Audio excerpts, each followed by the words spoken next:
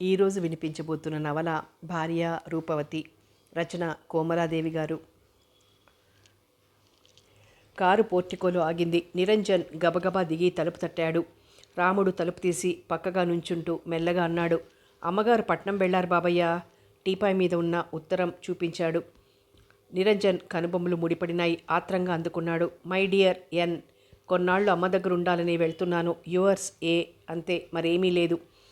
ఇలా జరగటం మూడోసారి. గబగబా గదిలోకి పరిగెత్తి చూశాడు. చిన్న సూట్ కేసు లేదు, అన్నీ ఉన్నాయి. ఒకలాంటి రిలీఫ్. మంచం మీద కూర్చున్నాడు. ఎదురుగా అమల ఫోటో ఉంది. చిరునవ్వుతో తన వైపే చూస్తోంది. ఆ కళ్ళలోని వెలుగు తన హృదయాన్ని చీలుస్తూ చీకటి కోణాల్లోకి పరుచుకుంటుంది. ఆ అనిర్వచనీయమైన బాధకు తాళలేక కళ్ళు గట్టిగా మూసుకొని తెరిచాడు. మళ్ళీ ఆ ఫోటో వైపు చూశాడు. అమల ఎంత రూపసి! ఆ కళ్ళు, ఆ ముక్కు, ఆ పెదవులు, ఆ నల్లని ముంగురులు, ఆ నిడుపాటి చిక్కని నల్లని కురులు, గులాబీ రేకుల్ని తాకుతున్నలా భ్రమ కలిగించే మెత్తటి చేతులు, పచ్చని దేహఛాయ, ఆ పాలభాగం, వేనికవే సాటి. అలా చూస్తున్న కొద్దీ చూడాలనిపించే రూపం. కేవలం ఫోటోను చూస్తుంటేనే పరవశించిపోతున్నాడు. ఆమె సమక్షంలో తను పిచ్చివాడు కాడు, కానీ ఆ కళ్ళలోని లోతుల్ని గ్రహించలేడు. ఆమె ఆ హృదయాంతరంలో ఏముందో తెలుసుకోలేడు. కాదు, తాను చేతకాని బలహీనుడైపోతున్నాడు. తనకున్న ఈ బలహీనత ఆమె నుంచి తనను దూరం చేస్తోంది. ఆమెకు చేరువ అయినట్టే అయి దూరంగా వెళ్ళిపోతున్నాడు. ఎందుకిలా జరుగుతోంది? తను పసివాడు కాడే. మొన్న ఏం జరిగింది? రాముడు ట్రేలో కాఫీ, బంగాళాదుంప బజ్జీలు పెట్టి తెచ్చాడు. చిన్న స్టూల్ లాగి దాని మీద పెట్టి వెళ్ళిపోయాడు.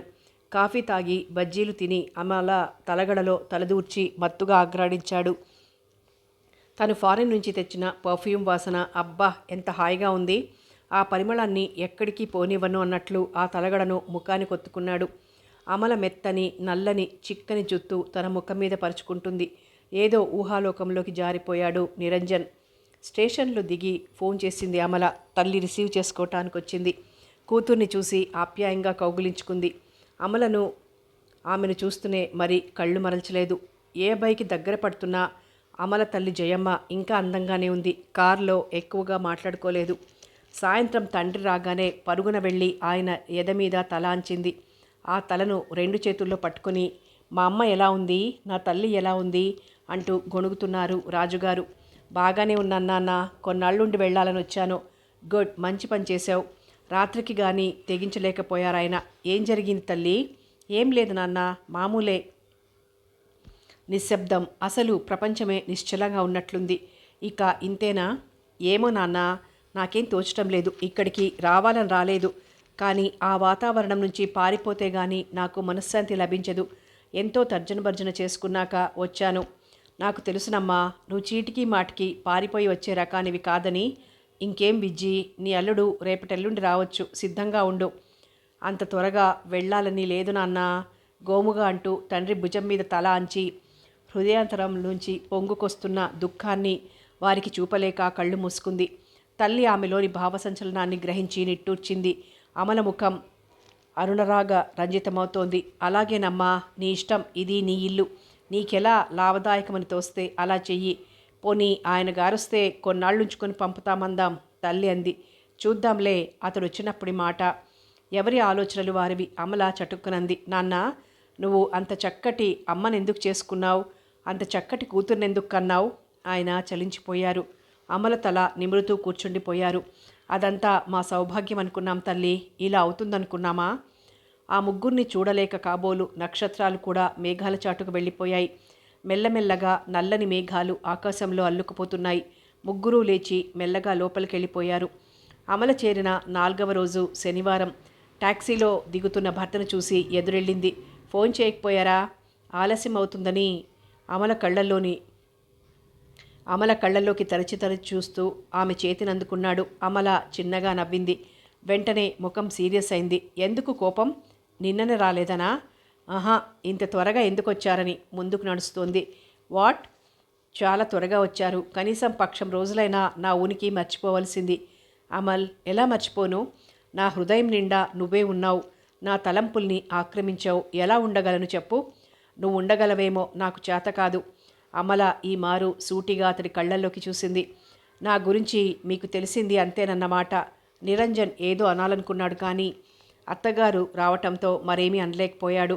కుశల ప్రశ్నలు అయిపోయాయి. భోంచేసి విశ్రాంతిగా పడుకున్నాడు. అమల కోసం 1000 కళ్ళతో ఎదురుచూస్తున్నాడు. అణువణువు ఆమె సాన్నిధ్యం కోరుతోంది. ఆమెతో ఏకాంతం కోసం తహతహలాడిపోతున్నాడు. కానీ అమల రాలేదు. కోపం, అలసట, పౌరుషం అతన్ని అశాంతికి లోను చేశాయి. అమల వచ్చింది. కోపంగా కళ్ళు మూసుకుని తెరవకూడదనుకున్నాడు. కానీ అమల బాగా దగ్గరగా వంగి నిద్రపోతున్నారా అంది. అవునంటూ ఆమెను 2 చేతుల్లో బంధించేశాడు. అమల క్షణం ఊరుకుంది. అతని ముద్దును మనస్ఫూర్తిగా గ్రహించింది. వెంటనే విడిపించుకొని కుర్చీలో కూర్చుంది. తలుపేసిరా అమల, ఇదెంత పాపం తెలుసా అన్నాడు ఆత్రంగా ఆశగా ఆమెను చూస్తూ. ఎన్ని రోజులు సెలవు? ఎన్నో ఏమిటి, రేపు బయలుదేరాలి, రిజర్వేషన్ కూడా అయింది. నన్ను రమ్మనేనా? మరి రావా? వచ్చి అదేం ప్రశ్న అమల? అయ్యో, నా జీవితమే ఈ ప్రశ్నతో ముడివేయబడి ఉంది. వచ్చి అమల, పిచ్చిగా వాగకు. పిచ్చెక్కితే బాగుండేది. నువ్వు ఫూల్వి. అవును, కాదనటం లేదు. నేను నీకు తెలుసు, నిన్ను నేను అర్థం చేసుకోలేకపోతున్నాను. కానీ నన్ను నువ్వు పూర్తిగా అర్థం చేసుకున్నావు. ఈ ఒక్క చిన్న బలహీనతను ఓర్చుకోలేవా? క్షమించలేవా? ఈ నీ అపురూప సౌందర్యానికి తోడు హృదయ సౌందర్యం కూడా ఉంటుంది. అదేమైంది? నన్ను సహించి మన్నించలేవా? అందుకే మిమ్మల్ని ఆరాధిస్తున్నాను. నా కోసం వచ్చినప్పుడంతా కాదనక మీతో వచ్చేస్తున్నాను. నేను మనిషినే. అందుకే నా సహనానికి ఒక హద్దుంది. అది దాటిపోజేస్తున్నారు మీరు. 6 సంవత్సరాలు ఈ వ్యధ 6 ఏళ్లుగా ఉంది. అమల లేచి నుంచుంది. అమ్మకు చెప్పొస్తాను. రేపే ప్రయాణం కదా, అన్నీ సిద్ధం చేస్తుంది. వస్తానన్న అమల మరి రానేలేదు. ఓ మారు మంచినీళ్ళు అడిగాడు. అమల తెచ్చింది.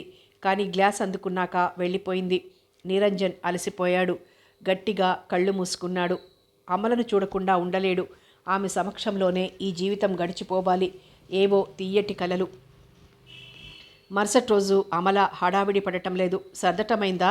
తాపీగా అడిగాడు. సర్దటానికి ఏముంది? సూట్ కేసులో 4 జాకెట్లు, టూత్ బ్రష్ అంతేగా. నా చీరలు కొన్ని పర్మనెంట్గా ఇక్కడే ఉంచేశాను. మరోసారికి పనికొస్తాయి. మిమ్మల్ని నమ్మింది ఎవరు? తాపీగా జవాబిచ్చింది. ఆ మాటలకి నొచ్చుకున్నాడు. అమల పట్టించుకోలేదు. స్టేషన్కి పనిగట్టుకుని తండ్రి వెళ్ళాడు. కాస్త అవతలికి తీసుకెళ్లి అల్లుడు చెయ్యి పట్టుకుని వేడికోలుగా అన్నాడు. అమలను నొప్పించకు నిరంజన్. ఇది 3వసారి రావటం. మీ అత్తను పువ్వుల్లో పెట్టి చూసుకున్నాను. ఈ వయసులో కూడా మా మధ్య ఎటువంటి కలతలు లేవు. అన్యోన్యంగా ఉంటాం. ఈ బలహీనతను జయించకపోతే అమలను పోగొట్టుకుంటావేమో. నాకెంతో భయంగా ఉంది. ఆమె హృదయం పువ్వులాంటిది. నిరంజన్ ఏమని జవాబు చెప్పగలడు? తలొంచుకొని మౌనం దాల్చాడు. నాకు తెలుసు, ప్రయత్నం చేసి విఫలడు అవుతున్నావని. Try again. అమల, నిరంజన్ రైలెక్కారు. ఆ జంటను చూసి ముచ్చట పడని వారుండరు. రైలు కదిలింది. వేగాన్ని పుంజుకుంది. తండ్రి కనుమరుగయ్యాక ఇటు తిరిగి కూర్చుంది. లేత మబ్బు రంగు సాదా వాయిల్ చీర, బిగించి వేసుకున్న జడ, మెడలో మంగళసూత్రం గొలుసు, చేతులకి ఆకుపచ్చ గాజులు. ఆ ముఖానికి ఏ మెరుగులు లేవు. అయితేనేం ఆమె అందం మరింతగా వెలిగిపోతోంది. పొందిక లేకుండా తయారైంది. ఎందుకీ అందం? ఎవరికోసం ఈ అందం? అతడి కోసం మాత్రమే తను వెలిగిపోవాలి. మరొకరి సమక్షంలో కొడిగట్టిపోవాలి. హే ప్రభు, ఇదేం శిక్ష? కిటికీలోంచి గాలి రివ్వున వీస్తోంది. నిరంజన్ వెనకాలతగా వెళ్ళి కూర్చున్నాడు. ఆమె అతని భుజానికి తలాంచి కళ్ళు మూసుకుంది. అమలా, ఏమిటి ఆలోచిస్తున్నావు? ఏమీ లేదు. అలా పొడిపొడిగా జవాబివ్వకు. అలా చూడు, ఆకాశం ఎంత నిర్మలంగా ఉందో. అవును, ఎంతో నీలంగా నిర్మలంగా ఉంది. ఆకాశం ఎంత ఉన్నతమైంది, ఎంత విశాలమైనది. దానికన్నా ఒక హద్దు ఉంటుందేమో కానీ ఈ హృదయ ఆలోచనలకి ఒక పరిమితి అంటూ ఉండదు కదా. అందుకే మనిషి మిగతా ప్రాణుల కంటే ఉన్నత స్థాయిలో ఉన్నాడు. ఉన్నా అప్పుడప్పుడు దిగజారిపోయి అధోగతి పాలవుతున్నాడు. అబ్బా, ఏమిటి మన ధోరణి? ఏవైనా మంచి కబుర్లు చెప్పుకుందాం. ఓ అలాగే, ఓ మంచి కబురు చెప్తాను, సావధానంగా వినండి. అమల భర్తకెదురుగా కూర్చుంది. నిరంజన్ ఉత్సుకత కనుబరుస్తూ కూర్చున్నాడు. ఇలా నేను పారిపోకుండా ఉండాలంటే మార్గాలేమిటి? మళ్ళీ అదే ధోరణి వేడికోలుగా అన్నాడు. ఆహా, వినండి మరి, 3 ఉన్నాయి. ఏమిటవి? విసుక్కున్నాడు. 1 విడాకులు. అమల్ అంటూ ఆమె నమాంతం గుండెల్లోకి లాక్కున్నాడు. అమల మృదువుగా విడిపించుకొని బాగా దూరంగా జరిగి కూర్చుంది. 2 నన్ను మీరు ద్వేషించేలా చేయటం.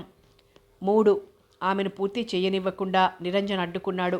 చాలించు అమల, అవేవీ జరగవు. దయ ఉంచి నన్ను క్షమించేస్తూ నువ్వు నా దగ్గరే ఉండాలి. లేకపోతే నేను జీవించలేనని నీకు తెలుసు. అవును, నన్ను క్షమించే శక్తి లేక నన్ను చిత్రవద చేస్తూ ఉండటం కూడా మీకు తెలుసు. అమల, జాలిగా పిలిచాడు. ఈ నాటకంలో పాత్రధారిణిగా ఉండటం నాకిష్టం లేదు. అసంపూర్తి నాటకం. చూసేవారికి, నటించేవారికి తృప్తి లేదు. నిస్సారం, వెలితి, వేదన, క్షోభ, ఎన్నో ఇలాంటివి. నిరంజన్ ఆమె ధోరణికి భయపడిపోయాడు. ఆమె 2 చెంపల్ని తన చేతుల్లోకి తీసుకున్నాడు. అనురాగంతో, మాటకందని భావాలతో ఆమె కళ్ళల్లోకి చూస్తూ అమలా అమలా అంటూ సన్నగా కంపిస్తున్న ఆమె పెదవులని తన పెదవులతో మూసేశాడు. అమల వాక్ ప్రవాహానికి అంతరాయం కలిగింది. భర్త మెడ చుట్టూ చేయి వేసింది. అతడి కౌగిట్లోకి ఒదిగిపోయింది. హైదరాబాద్ చేరిన వారం రోజులు మామూలుగా గడిచిపోయాయి. ఆ రోజు నిరంజన్ చాలా హుషారుగా వచ్చాడు. అమల్, నా చిన్ననాటి ఫ్రెండ్స్ వస్తున్నారు. క్రికెట్ మ్యాచ్ చూడటానికి వెళ్తున్నారట. మనం వెళ్దామా? ఎక్కడికి? బొంబాయికి. అమ్మో, అక్కడికా? నాకంత ఓపిక లేదు. అది కాదు, క్రికెట్ అంటే నాకంత ఇష్టం కూడా లేదు. ఓ సరేలే, మనం వెళ్ళొద్దు. సాయంత్రం డిన్నర్కి రమ్మన్నాను. కొంప ముంచారంటూ కోపంతో వెళ్ళిపోయింది. ఆమెను వెంబడించాడు. కోపగించుకో కమలా, నా స్నేహితులు పిలవకుండా ఉండలేకపోయాను. కానివ్వండి, రానివ్వండి. సాయంత్రం ఇంటికి రాగానే అంతా సిద్ధంగా ఉంది. అమల చలువ చేసి వెలిసిపోయిన వెంకటగిరి వంగపండు రింగు చీర కట్టుకుంది. గట్టిగా దువ్వి జడ వేసుకుంది. అద్దంలో చూసుకుంది, నవ్వుకుంది. ఎంత మామూలుగా డ్రెస్ చేసుకున్నా తానెందుకింత ఆకర్షణీయంగా ఉంది? ముఖాన్ని సీరియస్గా పెట్టుకుంది. ఇది మరొక పరీక్షా సమయం. నిరంజన్ ఎలా ప్రవర్తిస్తాడో. భార్యను ఎగాదిగా చూసి ముఖం చిట్లించాడు. వాళ్ళు 7 వస్తారు. చీర మార్చుకోవు? ఇది స్త్రీదే, అయినా నీట్గా లేదు. కావాలనే ఇది కట్టుకున్నాను. నిరంజన్కు తెలుసు ఆమె మార్చుకోదని. 7 వచ్చారు. 5 కూర్చుని మాట్లాడుకుంటున్నారు. ఆరెంజ్ జ్యూస్ పంపింది ముందర. ఆ తర్వాత టేబుల్ సెట్ చేసి భోజనానికి పిలవటానికి యువతలకొచ్చింది. మై బెస్ట్ హాఫ్, వీడు కరుణ, డాక్టర్, వీడు మాధవ్, పెద్ద గురువులు, వీడు జానీ, మా క్రికెట్ టీంలో ఉండేవాడు, ప్రస్తుతం ఇంజనీరు, వీడు ఆనంద్, గుంటూరులో పొగాకు వ్యాపారం, వీడు అహమ్మద్ నమస్కరించకుండా నవ్వుతూ నించున్నాడు. అమల కళ్ళు అతడిపై కేంద్రీకరించాయి. ఒక్కసారి సీరియస్గా ఉన్న ఆ ముఖం ప్రఫుల్లితమైంది. మహమ్మద్, వీళ్ళు మేము 30 ఏళ్ల నుంచి స్నేహంగా ఉండేవాళ్ళం. ఆ తర్వాత అంకుల్ జడ్జిగా వెళ్ళిపోయారు. నిన్ను చూసి 10 ఏళ్ళు అయినట్లుంది. నాన్న అమ్మ ఎలా ఉన్నారు అంటూ అహమ్మద్ పక్కలో సోఫా ఖాళీ ఉంటే కూర్చుంది. అతడు తగురీతిగా జవాబు చెప్తున్నాడు. మిగతా వారు నిశ్శబ్దంగా వింటున్నారు. అమల తన పొరపాటు గ్రహించింది. క్షమించాలి, చాలా రోజులకి కలుసుకున్నాం. మళ్ళీ మాట్లాడుకుందాం. భోజనానికి లేవండి. 5 కూర్చున్నారు. మీరు కూర్చోండి. వద్దు, వడ్డిస్తాను, మీరు కానివ్వండి. ఆమె వడ్డిస్తూ అప్పుడప్పుడు ఏదో పొడి పొడిగా మాట్లాడుతోంది. ఆఖర్న ఫ్రూట్ సలాడ్ తిని లేచారు. నువ్వు వడ్డించుకో అమలా, నేను కంపెనీ కూర్చుంటాను అన్నాడు అహమ్మద్. అమల గుండెల్లో రాయి పడింది. వద్దు, క్షణంలో భోంచేసి వస్తాను. హాయిగా డ్రాయింగ్ రూమ్లో కూర్చో. మరేం పర్వాలేదు, నువ్వు పెట్టుకో అని మళ్ళీ కూర్చున్నాడు. అమల వడ్డించుకుంటూనే ఓరగా భర్తను గమనించింది. అతడి ముఖంలో చీకటి ఛాయలు మెల్లమెల్లగా కమ్ముకుంటున్నాయి. మీరంతా నాకు కంపెనీగా కూర్చోండి, పోని నిదానంగా భోంచేస్తాను. అంతా మళ్ళీ వచ్చి కుర్చీలో కూర్చున్నారు. రాముడు తమలపాకులు ఒక్కపుని ఉన్న ట్రే తెచ్చి బల్ల మీద పెట్టి వెళ్ళిపోయాడు. అంతా ఆకు వేసుకోవటంలో నిమగ్నమయ్యారు. అక్కయ్య ఎలా ఉంది? బావ తీసుకెళ్ళాడా? తీసుకెళ్ళాడు, కానీ ఇష్టం లేక వచ్చేసింది. అయ్యో, మంచి పని చేసిందనాలి. ఒక్కళ్ళనే సరిగ్గా చూసుకోవటం చేత కాదు కానీ మరొకరా? ఆమె ఎలా ఉంటుందట? అంటే అందానికా? సుమారుగా ఉంటుందట. నజీరా అక్క ఎంత చక్కనిదో పాపం.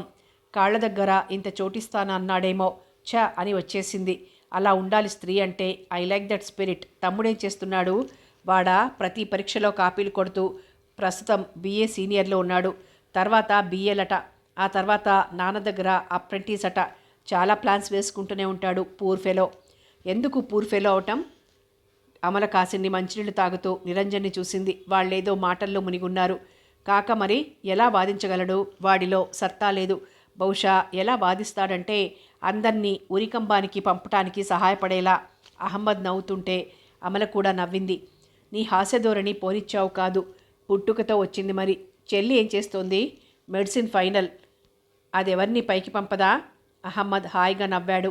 అమల నవ్వింది, పొరబోయి దగ్గింది. మీ అమ్మ అనుకుంటుంది. ఎలా ఉన్నారు వాళ్ళిద్దరూ? నాన్న అప్పుడప్పుడు కలుస్తూనే ఉంటారు. మేమే చూడక చాలా సంవత్సరాలైంది. అంతా బాగున్నారు. అన్నట్టు పిల్లలు ఎంతమంది? 1 వేలు ముడుస్తూ లెక్కబెట్టి 5 అన్నాడు. వాట్? పెళ్ళయి అని సాలోచనగా అంటూ ముసిముసిగా నవ్వింది. బహుశా అంతా వీళ్ళ సంభాషణని వింటున్నారు కాబోలు. ఏం జవాబిస్తాడోనని ఎదురు చూస్తున్నారు. అలా నవ్వక్కర్లేదు. పెళ్ళై 3 ఏళ్ళు 5గురున్నారు. తప్పేముంది? పెళ్లి చేసుకున్నానా లేదా? వాళ్ళంతా నా పేరు గల వాళ్ళవుతారా కాదా? అవునులే, కాదని ఎవరన్నారు? కాస్త వెనక ముందు. అదేం లేదు. 2 సార్లు ట్విన్స్, మూడోది సింగిల్. చంపేశావు నీ సస్పెన్స్తో. కంగ్రాచ్యులేషన్స్. ఆ 5గురితో ఎలా వేగుతున్నావో చూడాలని ఎంతో ఆశగా ఉంది అహ్మద్. ఓ మారు రానా? ముద్దుగా అడిగింది. వద్దు తల్లి, నీకు దండం అంటూ 2 చేతులు ఎత్తి నమస్కరించాడు. ఆ తర్వాత నవ్వేశాడు. నువ్వేం మారలేదు అహ్మద్ అంది చేయి కడుక్కుంటూ. నువ్వు చాలా మారావు. అయిండొచ్చు. పురుషుడు అవతలి వాళ్లకు తనకనుగుణంగా మార్చుకోవాలి, మార్చుకుంటాడు. స్త్రీ మారాలి, మారుతుంది. కొంత వ్యక్తిత్వం తరిగిపోవాలేమో, అందుకే మారి ఉంటాను. సింక్ వైపు ముఖం ఉండటం చేత అహ్మద్ అమల ముఖ కవలికలలో వచ్చిన మార్పుని గమనించలేకపోయాడు. టవల్తో ముఖం తుడుచుకుంటూ పదండి అక్కడ కూర్చుందాం అని దారితీసింది. అంతా సుఖాసీనులయ్యారు. ఈ మారు అమల పరిగట్టుకుని వెళ్ళి భర్త పక్కన కూర్చుంది. మీరిద్దరూ మమ్మల్ని విజిట్ చేయాలి. నాదేముంది, మీ ఫ్రెండ్ వస్తే నేను తయారు. వాడు రాడు, అందుకే మీరు పూచీ తీసుకోవాలి. అయితే మీ ఫ్రెండ్ విషయం అసలు మీకు తెలీదన్నమాట. వారికి బుద్ధి పుట్టాలి, బయలుదేరాలి. అయితే మీరు రానే రారు. అవును. నిరంజన్ కాస్త చిరాకుగా అన్నాడు. అంత నిష్కర్షగా చెప్పకు, ట్రై చేస్తాంలే. మరో 10 నిమిషాలు కూర్చుని లేచింది అమల. మీరు నన్ను క్షమిస్తే వెళ్ళిపోతాను. పొద్దుట పెళ్ళికెళ్ళొచ్చాను, అలసటగా ఉంది. మీరు వాళ్ళు వెళ్ళకముందు పిలవండి అంది భర్తతో. అహ్మద్ వైపు తిరిగి ప్రేమతో అంది. నాకెంతో సంతోషంగా ఉంది. ఈ మారు బాబీని పిల్లల్ని తీసుకురా అని వెళ్ళింది. మరి కాసేపటికి వేడివేడి కాఫీ పంపింది. మళ్ళీ అమల కనబడలేదు. వాళ్ళు వెళ్ళేప్పుడు అమలను లేపలేదు. అమల హృదయం ఎంతో ఆనందంగా ఉంది. మనసు తేలికై దూదిపించేలా తేలిపోయింది. అహ్మద్, అతడి అక్క, చెల్లి, తమ్ముడు, తను ఎంత బాగా కలిసిమెలిసి ఆడుకునేవారు. భయ్యా అంటూ తిరిగేది. ఆ రోజులు జ్ఞాపకానికొచ్చాయి. ఆ ఆనందమైన స్వేచ్ఛా జీవితం మరి రాదు. ఆ చిన్ననాటి జ్ఞాపకాలు మధురంగా చిరస్థాయిగా తన హృదయంలో ఇమిడిపోయాయి.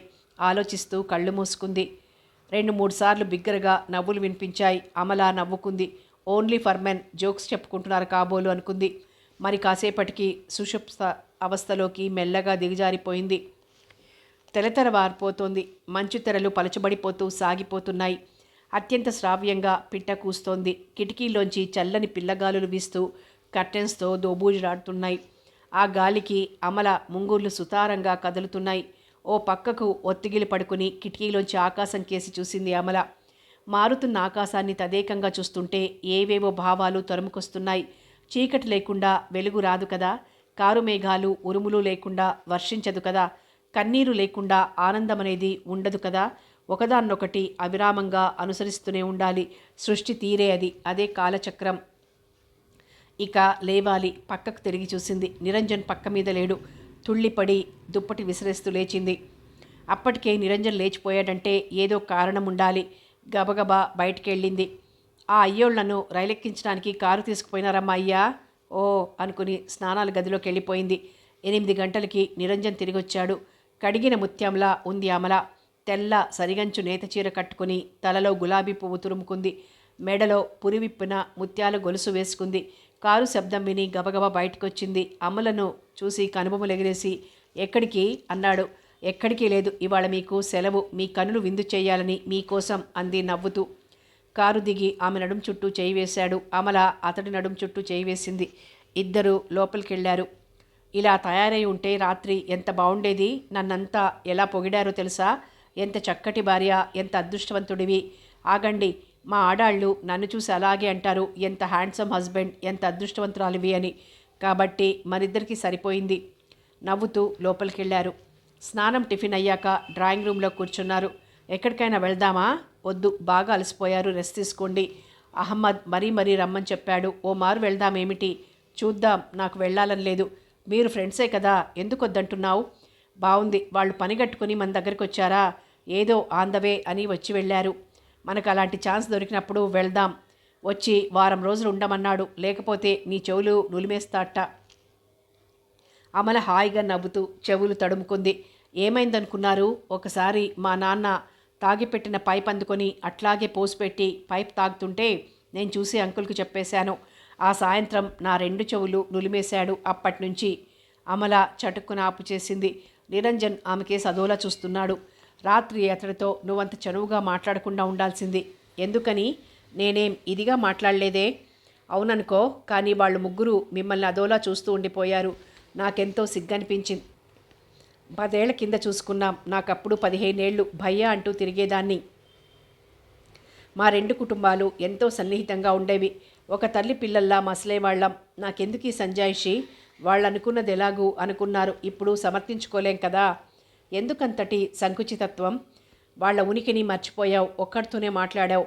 నీకు కంపెనీగా కూర్చుంటానంటే నువ్వు అంగీకరించావు. బాగుండదని మమ్మల్ని కూడా వచ్చి కూర్చోమన్నావు. సంభాషణ అందరికీ సంబంధించిందలా ఉండక మీ ఇద్దరికి మాత్రమే సంబంధించినట్లుంది. అందున తమాషాగా జోక్స్ వేసుకుని నవ్వుకోవటం అదంతా ఏం బాగుంటుంది చెప్పు. పోనీ మనిషి మారటం మీద అంత ఘాటుగా సమాధానం చెప్పావు. అది అవసరమా? నన్ను ఎత్తి చూపటమే కదా. అహమ్మద్ చాలా చురుకైనవాడు. వెంట్రుకంత ఆధారం దొరికితే చాలు అంతా తెలుసుకుంటాడు. ట్రైన్ కదలకు ముందు ఏమన్నాడో తెలుసా? అమల మంచు బొమ్మ లాంటిది. తగిన వాతావరణం లేకపోతే కరిగిపోతుంది. ఆ తర్వాత విచారించి లాభం లేదు. ఏం చెప్పావేమిటి? అమల నిర్ఘాంతపోయింది. వారిద్దరూ ఒంటరిగా ఎప్పుడున్నారు? తనేదైనా రహస్యం చెప్పటానికి అవకాశమేది? ఎందుకిలా అడుగుతున్నాడు? అమల హృదయం వాడి ముకుళించుకొని పోయింది. ముఖం తేజోహీనమైపోయింది. మీకు తెలుసు, చాటుగా కానీ మర్మంగా కానీ నేనేం మాట్లాడలేదు. అయినా ఏముంది చెప్పటానికి? అయితే అలా ఎందుకన్నాడు? ఏమో అంది ముభావంగా. అంతటితో ఆగలేదు. మీకెందుకు పిల్లలు లేరు? అమలకు పిల్లలంటే ఎంతో ఇష్టం అన్నాడు. నీ గురించి నాకన్నా అతనికే బాగా తెలిసినట్లుంది. అందులో ఆశ్చర్యమేముంది?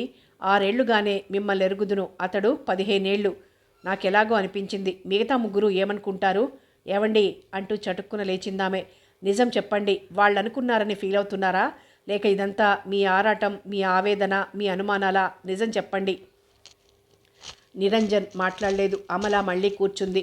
నా తీరే అంత సరదాగా మాట్లాడతాను, కలుపుగోలుతనంగా ఉంటాను. స్నేహితులను, అందున ప్రాణ స్నేహితుల్ని చూస్తే ప్రాణం లేచొస్తుంది. ఏం చెయ్యను? ఇంకా నయం, మామూలుగా తయారై ఎదుట కూర్చొని ఉంటే ఇంకెన్ని అనేవారో. మీకు అసూయగా ఉంది అవునా? ఏం చేస్తే పోతుంది? జవాబు లేదు. అమల లేచి వెళ్ళిపోయింది. కన్నీరు చిప్పిల్లుతుంటే పెదవులు అదురుతున్నాయి. 2 చెంపల్ని చేతుల్లో పట్టుకుంది. ఎందుకలా ఒళ్ళు తెలియకుండా ప్రవర్తించావు? ముచ్చులా మౌనంగా ఉండలేకపోయావా అంటూ తన్ను తాను గద్దించుకుంది. ఏదో పని కల్పించుకుని బిజీగా ఉండిపోయింది. ఆ రాత్రి అమల అహ్మద్ల సంభాషణను పునరావృతం చేసుకుంటూ పడుకున్నాడు నిరంజన్. అబ్బా, వాళ్ళంతా అమలకేసి ఎలా చూస్తూ ఉండిపోయారు. అహ్మద్ని చూసి అమల ఎంత పొంగిపోయింది. అహ్మద్ ఎంత సన్నిహితంగా ప్రవర్తించాడు. అమల ఎంత ఫ్రీగా మాట్లాడింది. విశ్రాంతి కోసం పడుకున్నాడే కానీ విశ్రాంతి దూరమైపోయింది. అమల మామూలుగానే వ్యవహరిస్తోంది. అది అతని బలహీనత. తను పంతాలకు పోకూడదు అనుకొని తాను క్షమించగలదు.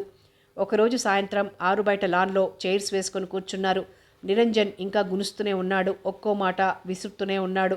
ఆమె పట్టించుకోనట్లు ప్రవర్తిస్తున్న అంతరాంతరాలలో కుములుతూనే ఉంది. నిన్న సావిత్రి వచ్చింది. వాళ్ళ బాబు పుట్టినరోజట. రేపు పార్టీకి రమ్మంది. కానీ మీకేదో మీటింగ్ ఉందని రానన్నాను. చాలా నొచ్చుకుంది. పోనీ వెళ్ళకపోయావా? నన్నొక్కతిని కాదు, మిమ్మల్ని కూడా. అయితే వెళ్ళేవాళ్ళం కదా. ఈ మధ్య చాలా అబద్ధాలాడటం నేర్చుకున్నాను. ఇలాంటివన్నీ అవాయిడ్ చేయాలని. అంతే. అలా ఎందుకు చెప్పావు? మనిద్దరం ఎక్కడికి వెళ్లకుండా ఉంటే ఏమనుకుంటారు? చిరాగ్గా అన్నాడు. ఒకళ్ళు ఏమైనా అనుకుంటారేమోనని మనం కలిసి వెళ్ళాలన్న మాటే గాని. పోనీలేండి, చేస్తేనా ఆడుకుందాం. అతడి జవాబు వినకముందే లేచి తెచ్చింది. రాముడు చిన్న టేబుల్ తెచ్చి వేశాడు. అతడు ఆట మీద మనసు లగ్నం చేయలేకపోతున్నాడు. గంటసేపు ఆడినా పోటీ లేక ఏకపక్షంగా ఉండటంతో ఆటలో శ్రద్ధ సన్నగిల్లింది. పోని మానేద్దాం అంటూ వెనక్కి చేరబడింది. నిరంజన్ కళ్ళల్లోకి చూడాలని, తన కళ్ళల్లో బంధించాలని ప్రయత్నం చేసింది. అతడు కళ్ళు మూసుకుని వెనక్కి వాలటంతో ఆమె ప్రయత్నం ఫలించలేదు. 10, 15, 20 నిమిషాలు గడిచినా అతడు కళ్ళు తెరవలేదు. నిద్ర అన్నాడు కళ్ళు తెరవకుండానే. పర్వాలేదు, చెవులు యాక్టివ్గా ఉన్నాయి అంటూ నవ్వింది. అతడి బ్రుకుటి చూసి చటుక్కు నాపేసింది. ఒక్క మాట చెప్పనా? మీకు నేనంటే ప్రేమ లేదు అనేసి వెళ్ళిపోవటానికి 4 అడుగులు వేసింది. నిరంజన్ ఒక్క దూకులో ఆమెను సమీపించి ఆమె చెయ్యి దురకపుచ్చుకొని యువతలికి లాగి ఎడం చేత్తో ఆమె నడుం పట్టుకొని అమాంతంగా తన దగ్గరికి లాక్కున్నాడు. అమల ఉక్కిరి బిక్కిరైంది. ఆ 4 కళ్లకు ఎడమ 4 అంగళాలుంటుందేమో. ఎలా అనగలిగావా మాట? నీకు తెలీదు? తెలుసు, అందుకే అన్నాను. యూ హార్టెడ్ ఫూల్ అంటూ గట్టిగా ముద్దు పెట్టుకుని వదలకుండానే అన్నాడు. ఎందుకన్నావో చెప్పు, లేకపోతే ఇలాగే శిక్షిస్తాను. ఈ శిక్ష కోసమైనా చెప్పను నవ్వింది. తప్పించుకోకు, చెప్పు. కూర్చుందాం, చాలాసేపు మాట్లాడాలి. ఇద్దరూ కుదురుగా కూర్చున్నారు. మీరు ఎన్నడైనా ప్రేమ మీద కావ్యాలు పద్యాలు చదవలేదా? ఇంగ్లీష్ లిటరేచర్లో ప్రఖ్యాతమైన ప్రేమ చాప్టర్ చదవలేదు? బైబిల్లోది చదవలేదు? చదివే ఉంటాను. చదివినవన్నీ జ్ఞాపకం ఉంటాయా? అయితే మీరు చదవలేదన్నమాట. చదివినట్లయితే తప్పక జ్ఞాపకం ఉండేది. ఒక్కో మాట హృదయాన్ని బలంగా తాకి ముద్ర వేస్తాయి. ప్రేమ మిక్కిలి ఓర్పుతోనూ దయతోనూ కూడినట్టది. దానికి అసూయ ఉండదు. అది ద్వేషాన్ని ఎరగదు. స్టాప్ ఇట్ అంటూ ముందుకు వంగి ఆమె నోరు మూశాడు. అతడి చెయ్యి కష్టంతో తొలగించుకొని జాలితో చూసింది. చెప్పండి, నిన్నంతా ఆ కొంత అంత ప్రేమిస్తున్నారా? లేదు అమల, అంత ఎక్కువగా ఎవడూ ప్రేమించలేడేమో. మరి ప్రతి పూట అదను దొరికినప్పుడల్లా అంటుంటారుగా, నువ్వంటే నాకెంత ప్రేమో తెలుసా అని. ఇది కొలబద్ద, తెలిసిపోయింది. ముఖ్యంగా ప్రేమ అనేది అన్నింటినీ సహిస్తుందట. నా ఇష్టాన్ని జరిపించాలని పట్టుబట్టదట.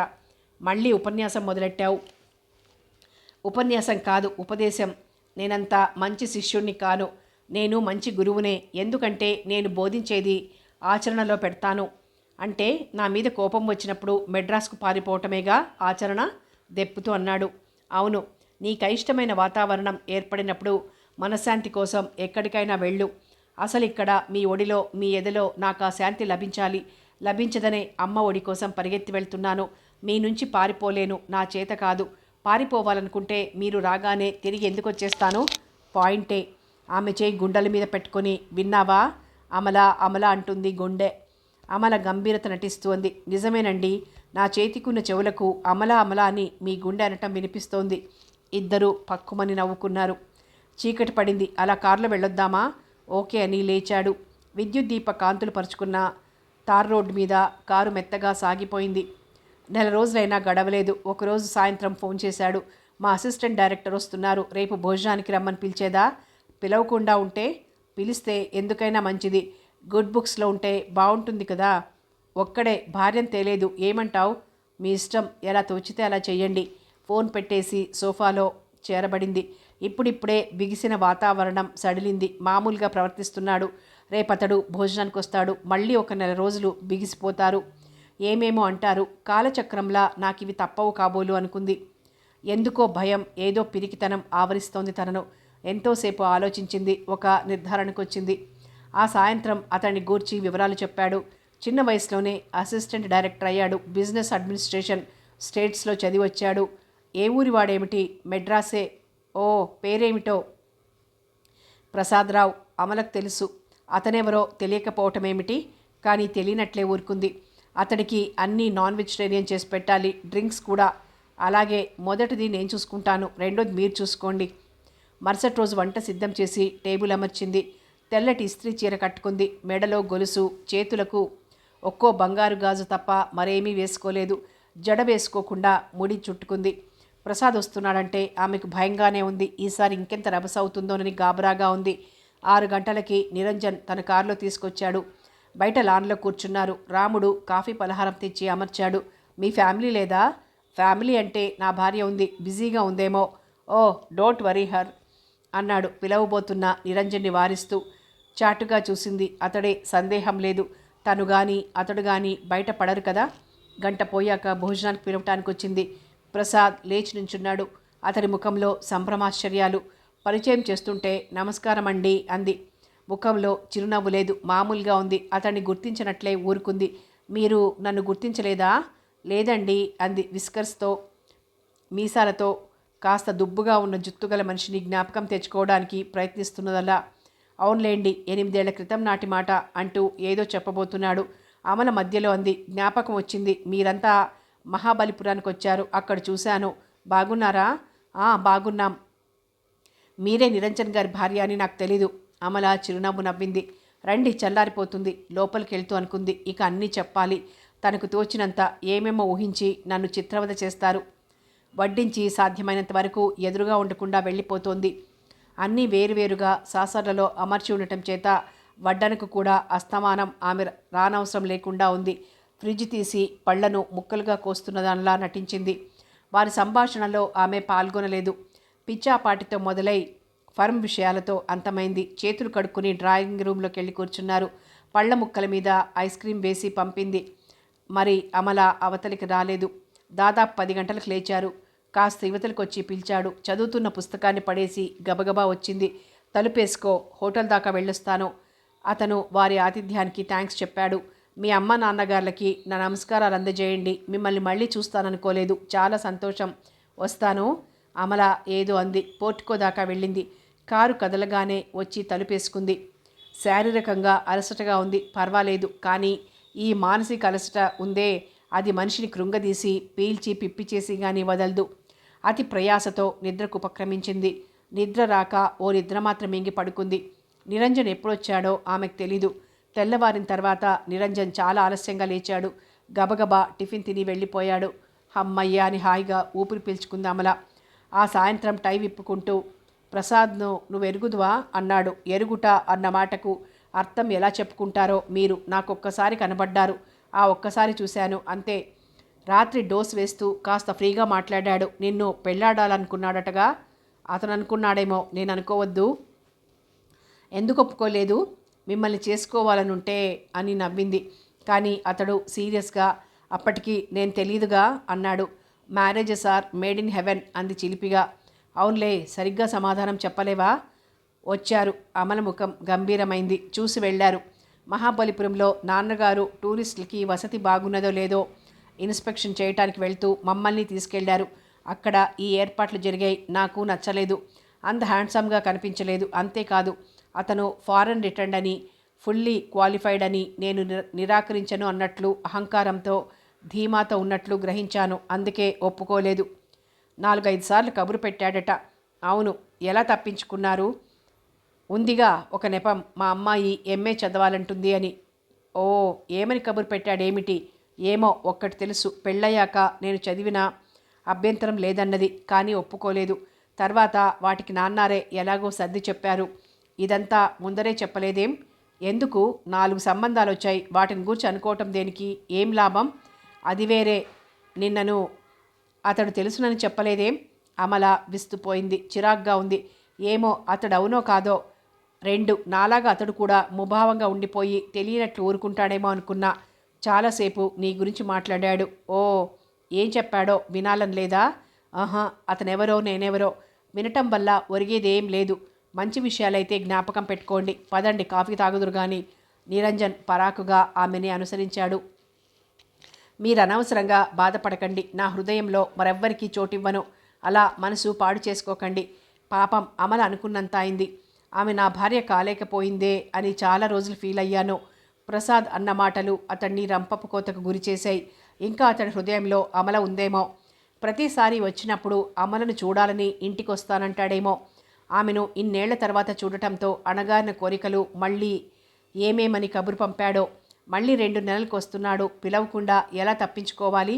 ఇవే ఆలోచనలతో రేయింబవళ్ళు సతమతమైపోతున్నాడు. అమల అతన్ని గమనిస్తూనే ఉంది. కానీ ఏం చెప్పగలదు? ధైర్యం చేసి ఆ సంభాషణను పునః ప్రారంభించలేకపోయింది. అతడి పరిస్థితికి జాలి పడేది. ఒక రాత్రి ఏకాంతంగా ఉన్నప్పుడు అతడి కౌగిలిలో విశ్రాంతిగా పడుకున్నప్పుడు అంది, నన్ను మీరు పెళ్లాడకుండా ఉండాల్సింది. మీ హృదయ భారం తప్పేది. ప్రయత్నరహితంగా మీ హృదయాలోచనలు అలా పోతుంటాయి. ఇంత చదివారు, ఇంత పెద్ద ఫర్మ్కి మేనేజర్గా ఉంటున్నారు. ఈ చిన్న విషయంలో మిమ్మల్ని మీరు జయించలేరా? నిరంజన్ మాట్లాడలేదు. ఆ క్షణం మధురంగా నిలిచిపోవాలని అతడి ఆశ కాబోలు. ఒకరోజు కుందనపు బొమ్మలా ముస్తాబైంది. చక్కటి గులాబీ రంగు బెనారస్ పట్టుచీర కట్టుకుంది. జడ వేసి ముడి చుట్టుకొని ముత్యాలు చుట్టుకుంది. సన్నగా కాటుక దిద్దుకొని నీలం ఐషేడ్ వేసుకుంది. చేతులకి రాళ్ల గాజులు వేసుకుంది. రవ్వల దుద్దులు పెట్టుకొని కెంపులు ముత్యాలు ఉన్న చోకర్ పెట్టుకుంది. అద్దంలో చూసుకుంది. ఆ రూపం తనకే ఎంతో సుందరంగా కనిపించింది. భగవంతుడు ఎంతటి అపురూప శిల్పి! మనిషిని, ప్రకృతిని ఎంత సుందరంగా తయారు చేశాడు. కిటికీ దగ్గరికెళ్ళి నీలల ఆకాశం కేసి చూస్తోంది. ప్రభు, నీ చేతలు ఎంత అద్భుతం! కారాగిన శబ్దం వినగానే బయటికి పరిగెత్తినట్లే వెళ్ళింది. ఈసారి నిరంజన్ ఆశ్చర్యపోతాడు. అతడి ఎదుట నుంచుని అతడి కళ్ళల్లోని వెలుగు చూడాలని తహతహలాడుతూ వెళ్ళింది. ఈ సౌందర్యం, ఈ సింగారం అంతా నిరంజన్ కోసమే. అతన్ని ఉక్కిరి బిక్కిరి చెయ్యాలి. ఆ నగలు, ఆ చీరలు బయటికి వెళ్ళేటప్పుడు కట్టదు. ఇతరులకు తన భార్య ఇంత అపురూప సౌందర్యవతిగా కనబడటం నిరంజన్కి ఇష్టం లేదు. అందుకే ఇంట్లో తన ముచ్చట కోసం, తన నిరంజన్ కోసం తను ముస్తాబైంది. తలుపు తీసి గబగబా బయటకొచ్చిన తర్వాత కానీ భర్త ఒంటరిగా లేడని గుర్తించింది. వెంటనే వెనక్కి వచ్చేయాలని ప్రయత్నించింది. కానీ వాళ్ళు చూశారు. నిరాశతో నుంచుండిపోయింది. ఆ వచ్చిన వ్యక్తిని చూసి నీరు కారిపోయింది. అతను ప్రసాద్. కొంగు నిండుగా కప్పుకొని నమస్కారం చెప్తూ లోపలికి ఆహ్వానించింది. ఏం చెయ్యాలి, ఎందుకు ఈ ముస్తాబు అని భర్త అడిగితే ఏం చెప్పగలదు? అతను నమ్ముతాడా? శారద ఇంట్లో ఆడవాళ్ల పండగేదో పేరంటం ఉంది, మరీ రమ్మని కబురు చేసింది. అయితే మీరు వెళ్ళండి, కాసేపు కూర్చుని వెళ్ళిపోతాను. పర్వాలేదు, ఫోన్ చేస్తాను, ఇల్లు దగ్గరే, లేటుగా వెళ్తాను. అమల లోపలికి వెళ్ళిపోయింది. కాఫీ టిఫిన్ పెట్టి వెళ్ళొస్తానని రాముని తీసుకుని వెళ్ళింది. కారుని చూసి శారద బయటకొచ్చింది. అమలను చూసి ఎంతో సంతోషించింది. రా, చాలా రోజులకొచ్చావు. పరిగెత్తినట్లే వచ్చి శారద చేయి గట్టిగా పట్టుకుంది. అలా ఉన్నావేం? చెప్తాను. మీ ఆయన ఉన్నారా? లేదు. గుడ్ అని 4 మాటల్లో తాను వచ్చిన విషయం చెప్పింది. ఓ సంతే కదా, ఓ బ్రౌన్ పేపర్ బ్యాగ్ నీకు ఇస్తే సరి, తాంబూలం శనగలు అనుకుంటారు. శారు అంటూ శారద భుజం మీద తలాంచింది. శారద ఆమె వీపు నిమురుతోంది. శారదకు అమలను గూర్చి అన్నీ తెలుసు. వారు చిన్ననాటి స్నేహితులు. నిరంజన్ కూడా 6 ఏళ్లుగా తెలుసు. అమల ఆవేదనని అర్థం చేసుకుని ఏమీ మాట్లాడలేదు. అరగంట దాటాక లేచింది. ఏదో ప్యాకెట్ ఇవ్వు, వెళ్తాను. బ్రౌన్ పేపర్ బ్యాగ్లో అరటిపండ్లు పెట్టి తెచ్చింది. ఆమె 2 భుజాల మీద చేతులు వేసి ఆప్యాయంగా ఆరాధిస్తున్న దానిలా చూసింది. నిన్ను ఇలాగే చూస్తుండిపోవాలనుంది. అబద్ధమాడకు. మీ ఆయన రాగానే ఇదే వల్లిస్తావు. బుగ్గను సన్నగా గిల్లి బాయ్ అంటూ కారులో కూర్చుంది. గాల్లో ముద్దును ఉది బాయ్ అని కళ్ళని తిప్పింది. కారు కదిలాక శారద ఆనందంతో లోపలికెళ్ళింది. ఏమిటో దాని అవస్థ అని బాధపడింది కూడా. కారుని వెనక్కి తీసుకెళ్ళిపోయింది. రాము, వెళ్ళి బాత్రూమ్ తలుపు తీయి. రాము అటుగా తిరిగొచ్చి బాత్రూమ్ తలుపు తీశాడు. మెల్లగా వెళ్ళి నగలు తీసేసింది. నీలం ప్రింటెడ్ వాయిల్ చీర కట్టుకుంది. ముడి అలాగే ఉంచుకుంది. కాస్త యువతలకొచ్చి విన్నది. ఇద్దరూ సీరియస్గా మాట్లాడుకుంటున్నారు. ఏవో కాగితాలు తిరిగేస్తున్నారు. కాసేపు ఆగి వెళ్ళింది. ఆయన వెనక నుంచుంది. భర్త ఎదురుగా ఉన్నాడు. Excuse me. ఇద్దరూ ఆమెను చూశారు. భోజనం 7:30 అయింది. మీ ప్రోగ్రాం ఏమిటో? అంతసేపు తల తిప్పి చూడటం ఇబ్బందే. ప్రసాద్ తలను తిప్పటం ఇష్టం లేకపోయినా అటు తిప్పక తప్పింది కాదు. ఏమైనా చేస్తావా? లేకపోతే హోటల్కి వెళ్తాం. ఆమె ఉండమంటే బాగుంటుందనుకున్నాడు ప్రసాద్. వండుతాను అంటే బాగుంటుంది అనుకున్నాడు నిరంజన్. ఈ పూట వెజిటేరియన్ వండాను. మీ పనయ్యాక ఏదైనా మంచి హోటల్కి వెళ్ళిరండి, బాగుంటుంది. శారద ఇప్పుడే చెప్పింది. స్టార్లైట్ చాలా బాగుంటుందట. అయితే మీరు రండి, అంతా అక్కడే భోంచేద్దాం ప్రసాద్ అన్నాడు. నేనొస్తే మీరేం ఎంజాయ్ చేస్తారు?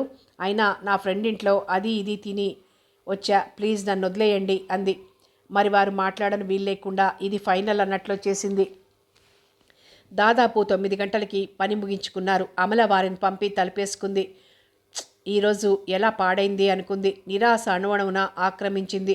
4 ముద్దలు తిని పడుకుంది. నిరంజన్ వచ్చేసరికి 11 గంటలైంది. బాగా అలసి ఉన్నాడు. వేడివేడి పాలుతేనా? వద్దు, పొడిపొడిగా అన్నాడు. నువ్వు రాలేదని ఫీల్ అయ్యాడు. పోనీలెద్దురు అంది ఆవలింత ప్రదర్శిస్తూ. నిరంజన్ పక్క చేరేసరికి అమల మెలకుగానే ఉంది. ఆమె మెలకుగా ఉందని అతడికి తెలుసు. ఆమె వైపు తిరగలేదు, చేరువ కాలేదు. ఆమె విలవిల్లాడిపోయింది. ఏదో అదృశ్య శక్తి తనను బలంగా అదిమేస్తూ ఊపిరాడకుండా చేస్తున్నట్లు భ్రమ కలిగింది. అటూ ఇటూ పొర్లింది. వేడి కన్నీరు చెక్కిళ్ల మీదుగా జారి తలగడను తడుపుతున్నాయి. ఆమె అలా ఎంతసేపు మెలకుగా ఉన్నదో. 2 రోజులు సాధారణంగా గడిచినా ఏదో వెలితి కనబడుతూనే ఉంది. ఆ సాయంత్రం మరీ తాళలేక అడిగింది. మీరు చాలా ముభావంగా ఉన్నారు. ఎందుకుండకూడదు? అతడి జవాబుకు విస్తుపోయింది. ఉండొచ్చు. దానికి కారణం చెప్పకూడదా? నీకు తెలుసు. చెప్పించడం దేనికి? నాకు తెలుసా? అలా నటించకు. నటన మరి కాక? అమల కనుబొమ్మలు ముచ్చటగా ముడివడినాయి. దీర్ఘంగా ఆలోచించింది. భోజనం సిద్ధం చేయకుండా హోటల్కి పంపినందుక? వాళ్ళ నొదిలి శారద ఇంటికి వెళ్ళినందుక? రాగానే సింపుల్గా తయారై వచ్చినందుక? లేక ప్రసాద్ హోటల్లో ఏదైనా చెప్పాడా? ఏం చెబితే ఏం తంటా వస్తుందోనని ఊరుకుంది. ఆ పేరంటం ఉట్టిదే కదూ? అవును. అది మీకెలా తెలుసు? సీరియస్గా అంది. అయితే అంత చక్కగా ముస్తాబయ్యావెందుకని? అమల పక్కుమని నవ్వింది. చిక్కగా హృదయాన్ని ఆవరించిన చీకటి ఛాయలు పటాపంచలైపోయినాయి. నిర్మలమైంది హృదయం. మై డియర్ సిల్లీ బాయ్, చెప్పండి మీరే, చూద్దాం అంది ఓరగా చూస్తూ. ఆ కళ్ళల్లోని అనురాగపు లోతుల్ని అతడు గ్రహించలేకపోయాడేమో. ఆలస్యాన్ని సహించలేక చిలిపిగా నవ్వింది. ఓడిపోతున్నారు. ఎందుకు చెప్పించాలని చూస్తున్నావు? మీ నోటి మాటలు వినాలని. నిరంజన్ వింతగా చూశాడు. ఆ తర్వాత ఏమనుకున్నాడో లేచి నుంచుని అటు ఇటు 2 సార్లు తిరిగి అన్నాడు. మొన్న ప్రసాద్ వచ్చాడని తెస్తున్నానని ఫోన్ చేస్తే తెలిసి ఏమిటి అంటూ చటుక్కున లేచింది. ఆమె హృదయం మీద ఎవరో బలంగా గుద్దినట్లు, తలను ఎవరో నొక్కేస్తున్నట్లు ఫీల్ అవుతూ కూలబడింది. అవును, ఫోన్ చేస్తే ప్రసాద్ వచ్చాడని తెలిసి అలా ముస్తాబయ్యావు. నేనేమనుకుంటానని పేరంటాన్ని కల్పించి చెప్పి వెళ్ళావు. చాలు చాలు ప్లీజ్. నూతిలోంచి మాట్లాడినట్లుందామె కంఠం. ఎందుకు అంతా చెప్పని వినాలనుందన్నావుగా కసిగా అన్నాడు. అశ్రుభరిత నేత్రాల్ని భారంగా ఎత్తి నిరంజన్ కేసు చూసింది. ఆవేదనంతా కరుడుగట్టి కంఠాన్ని పూడ్చివేసింది. మంచు ముక్కల చల్లబడిన చేతుల్లో ముఖాన్నుంచుకుని తలదించేసింది. నాకు ఫోన్ చెయ్యలేదు అంది అతి ప్రయాసతో. అబద్ధం. ఎలా నమ్మగలను? ఎంత అందంగా ఉన్నావో తెలుసా అప్పుడు? నిన్నతడు ఇంకా మర్చిపోయినట్లు లేదు. గాలికి కర్టెన్ కదిలినా నువ్వని అటుగా చూసేవాడు. అతన్ని రెచ్చగొట్టాలని ఎందుకంత ప్రయాసపడ్డావు? అందుకేనా నగలన్నీ పెట్టుకొని నాకిష్టమైన చీర ఎందుకు కట్టుకున్నావు? నేరం చేసిన దానివి ఊరకుండక వెంటనే మార్చుకున్నావెందుకని? అలా ఉన్నా సాదాగా ఉన్నా నీ అందం మారదని చూపడానికేనా? అంతేనా? నిరంజన్ విషం కక్కే చూపుల్ని మరల్చాడు. భోజనానికి ఉండకుండా పంపించేశాను. హోటల్కి రాకుండా మానుకున్నాను. మీ దగ్గర కూర్చోకుండా వెళ్ళిపోయాను. ఇంట్లో ఉంటే ఎదుట నిలవాల్సి వస్తుందని పేరంటం నెపంతో శారద ఇంటికి వెళ్ళాను. అవన్నీ ఎందుకు ఆలోచించటం లేదు? నా కళ్ళు కప్పటానికే అలా చేశావు. బయటపడిపోతావేమో. చాలు. ఈసారి ఆమె కంఠంలో కఠినత్వం, కళ్ళల్లో పౌరుషం బొడసూపాయి. ఈ పరిస్థితిలో నేనేది మాట్లాడినా తప్పే. ఏదో సమర్థించుకోవటానికి కళ్ళబొల్లి మాటలు చెప్తున్నాననుకుంటారు. నెమ్మదిగా ఆలోచించండి. ఒక్కసారి నా జవాబు అంతే. మీ ఫోన్ నాకు అందలేదు. మీరు శాంతించే వరకు మీ కళ్ళబడను. మిమ్మల్ని ఆ విధంగా చూడలేను. అమల వెళ్ళిపోయింది. ఆ రాత్రి అమల తన పడక మీద లేదు. ఆమె రాలేదని నిరంజన్ బాధపడలేదు. 2 రోజులు గడిచిపోయాయి. నిరంజన్లో మార్పు లేదు. అద్దంలో ముఖాన్ని చూసుకుంది. కళ్ళ చుట్టూ నల్లని ఛాయ స్వల్పంగా పరుచుకుంది. కళ్ళల్లో కాంతి సన్నగిల్లింది. తను అతన్ని క్షమించటానికి సిద్ధంగా ఉంది. కానీ అతడు నిజం తెలుసుకుని చేరువ కావటం లేదు. అవును, కొన్నాళ్ళు తను దూరంగా వెళ్ళాలి. ఎక్కడికి? తను ఆలోచించాలి. అస్తమానం అతడు అనుమానించటం, తను బాధపడటం, ఈ క్రమాన్ని ఛేదించాలి. ఏదో మార్గం ఉండకపోదు. ఈ వాతావరణంలో తన బుర్ర పనిచేయటం లేదు. వెళ్ళిపోవాలి. వెంటనే వెళ్ళాలి. ఏ రైలుంటే దానికే. సూట్ కేసు తీసుకుంది. రాముడు, వెళ్ళొస్తాన్రా. అయ్యగారు జాగ్రత్త. మళ్ళీ ఎప్పుడొస్తారమ్మా? ఆత్రంగా అడిగాడు. త్వరగానే వస్తాను. 2 ఉత్తరాలు తీసింది. ఇది అయ్యగారు రాగానే ఇవ్వు. ఈ ఉత్తరం సరిగ్గా 4 రోజులు పోయాకివ్వు. తెలిసిందా? వెళ్ళి నీ పెట్టెలో దాచుకొని సరిగ్గా సోమవారం నాడివ్వు. సాయంత్రం రాగానే ఇవ్వు. ఇది బల్ల మీద పెట్టి రాగానే ఇవ్వు. రాముడు ఇంట్లో పుట్టి పెరిగాడు. అమలను ఆరాధిస్తాడు. ఆమె మాటల్ని శ్రద్ధగా విన్నాడు. ఒకటి తన పెట్టెలో దాచుకున్నాడు. ఇంకొకటి వంటగది బల్ల మీద పెట్టాడు. ఆ లేఖలు సరిగా ఉన్నాయో లేదో చెక్ చేసింది. రాముడికి చెప్పి వెళ్ళిపోయింది. టాక్సీలోంచి దిగుతున్న కూతుర్ని చూసి భయపడిపోయింది. అమ్మో, ఈసారి చాలా త్వరగా వచ్చేసింది. ఏం జరిగిందో? టాక్సీవాడు వెళ్ళిపోయాడు. మెల్లగా వచ్చి తల్లి కౌగిలిలో ఇమిడిపోయింది. అలసిపోయానమ్మా. అవును తల్లి, పద. అమల స్నానం చేసి కొద్దిగా పలహారం తిని కాఫీ తాగి పడుకుంది. అలసిపోయిందేమో. వెంటనే నిద్ర పట్టేసింది. ఈసారి రమ్మని రాగానే వెళ్ళన్నానా? ఏదో ఒకటి జరగాలి. ఈ సమస్యని పరిష్కరించుకునిగాల్ని కదలను. తల్లి తండ్రి మాట్లాడటం లేదు. వింటున్నారు. 3 మార్గాలున్నాయి. వేళ్లు ముడుస్తూ చిన్నపిల్లలా అంటోంది. 1 ఇక్కడే ఉండిపోవటం, 2 విడాకులు, 3 అంటూ ఆగిపోయింది. తల్లిదండ్రులు గాబరాగా ఒకరి ముఖాలొకరు చూసుకుని ఊపిరి బిగబట్టారు. ఆ గంభీరతను సడలిస్తూ నవ్వింది. చావు కాదులేండి, హమ్మయ్య అన్నట్లుగా హాయిగా ఊపిరి విడిచారు. కొన్ని క్షణాలు మౌనంగా గడిచాయి. నేను రేపు క్లినిక్కి వెళ్ళాలి నాన్న. ఏమ్మా, ఏమైంది? ఒంట్లో బాలేదా? బాగుంది. ఇంత ఆరోగ్యంగా ఎప్పుడూ లేను. అయితే మరెందుకని? పేలవంగా నవ్వింది. అంతే. ఇక ఆ విషయాన్ని చర్చించకూడదు అన్నట్లు సంభాషణ మార్చింది. చాటుగా ఏమైంది? ఎందుకొచ్చింది? ఆ 3వ మార్గం ఏమిటి? అని తల్లి తండ్రి 1,00,000 సార్లు ఒకరినొకరు ప్రశ్నించుకొని మౌనం దాల్చారు. అక్కడ అమల వెళ్ళిన రోజు సాయంత్రం ఇంటికొచ్చాడు నిరంజన్. రాముడు ఉత్తరాన్నిస్తూ అమ్మగారు వెళ్ళారు బాబయ్య అన్నాడు. పరాకుగా ఉత్తరాన్ని అందుకున్నాడు. మెడ్రాస్ వెళ్తున్నాను. ఎన్నాళ్ళుంటానో తెలీదు. ఆ తరువాత ప్లాన్స్ రాస్తాను. అంతే. మొదలు తుది లేదు. చుట్టి ఆస్ట్రేల్లో పడేశాడు. ఏమేం తీసుకెళ్ళిందో అని ఆత్రంగా చూడలేదు. రాముడు అందించిన కాఫీ పలహారం సేవించి అలాగే సోఫాలో చేరగిలబడి కళ్ళు మూసుకున్నాడు. మనసు కుతకుతలాడిపోయింది. పరుగుల మీద వెళ్తాననుకుంది కాబోలు. మునుపు వేరు. ఏదో అసూయ. కానీ ఈసారి తనదేగా తప్పు. అదేదో ఒప్పేసుకోకూడదు. ఉట్టిగా బుకాయించేస్తోంది. తెలీదంటుంది. అబ్బా, అమల ఎంతటి రూపసి! ఆవేళెంత అందంగా తయారైంది. కౌల వర్ణనకందని స్వరూపమది. ఆ కపోలాల మృదుత్వం దేనికి? చిచి, అమలా లోలుడనైపోతున్నాను. రేపెదురు చూస్తుంది. వెళ్ళనుగాక వెళ్ళను. చూద్దాం ఎన్నాళ్ళిలా ఉంటుందో. అవునని ఉంటే క్షమించేద్దునుగా. ఎందుకీ కపట నాటకం? నేను మాటిమాటికి పిలుచుకొస్తుంటే అలుసైపోయింది. ఈసారి చూద్దాం ఏం జరుగుతుందో.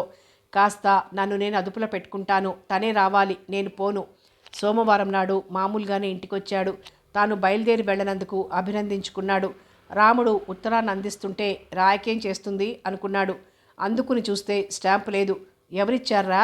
అమ్మగారే ఎల్లక ముందు ఇచ్చిపోయినారు. ఇన్ని రోజులు ఇవ్వలేదేం? ఇవాళ సాయంత్రమే ఇమ్మని చెప్పినారు. అంటూ సర్రును చింపాడు.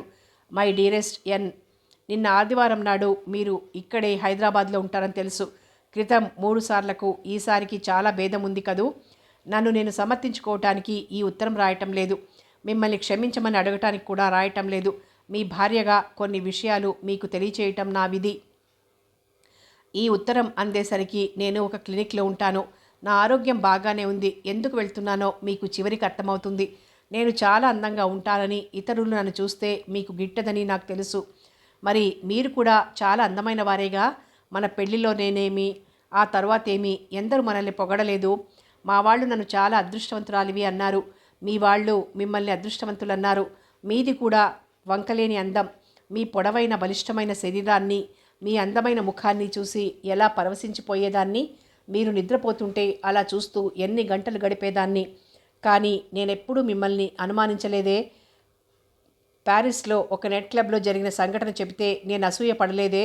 సరదాగా నవ్వేశాను. నాకు తెలుసు మీ హృదయంలో నాకు తప్ప మరొకరికి చోటు లేదని, మీ మీద నాకు తప్ప మరొకరికి హక్కు లేదని. నా ప్రేమను తృణప్రాయంగా చూస్తూ మీరు ఏ క్షణంలోనూ దిగజారిపోయి మరొకరికి ఆ అధికారం ఇవ్వరని అంత భరోసా ఉంది నాకు. కానీ అది మీ విషయంలో అసూయగా మిగిలిపోయింది. ఈ అసూయ అనే సంకెళ్ళు మిమ్మల్ని బంధించి వేస్తూ నిస్సహాయులుగా చేస్తోంది. మీరు బలహీనులై మనోధైర్యాన్ని కోల్పోతున్నారు. అది అంచెలంచెలుగా జరిగి ఈనాడు పూర్తిగా బలహీనులై దాని కబంధ హస్తాల్లో చిక్కుకున్నారు. నేను అందంగా ఉన్నాను. ఇతరులు నన్ను చూసి కాంక్షిస్తారు. వారి కోరికలను నేను తీరుస్తానేమో అని మీ భయం. కనుక నేనంత అందంగా ఉండకపోతే, ఏదైనా లోపం ఉంటే పురుషులు నన్ను చూసి ఎలాంటి భావాలకు తావివ్వరు. అప్పుడు మీరు నన్ను అనుమానించే ఆస్కారం కూడా లేదు. అవునా? ఆలోచించండి. నేను తల్లి, మీరు తండ్రి అయ్యే సూచనలు బలపడితే ఒక అందమైన పాపకు తల్లిగా ఉండటం కన్నా పాపం మరొకటి లేదు. మా అమ్మ ఆవేదన దానికి సాక్ష్యం. 2 సార్లు చదువుకున్నాడు. భయపెడుతోంది. ఇది ఎంతటి సీరియస్ కేసో అర్థమైంది అమలకు. బెదిరిస్తే భయపడి వెళ్తారనుకుంది కాబోలు. ఏదో మనసులో పీకుతున్నా నిశ్చలంగా ఉండటానికి ప్రయత్నించాడు. ఆఖరి పేర అతడిలో సంచలనం రేపుతోంది. తను తండ్రి, తనకో కొడుకు లేదా కూతురు. ఎన్నాళ్లకు? కొంతసేపు అదో లోకంలో విహరించి చటుక్కున వాస్తవంలోకి వచ్చాడు.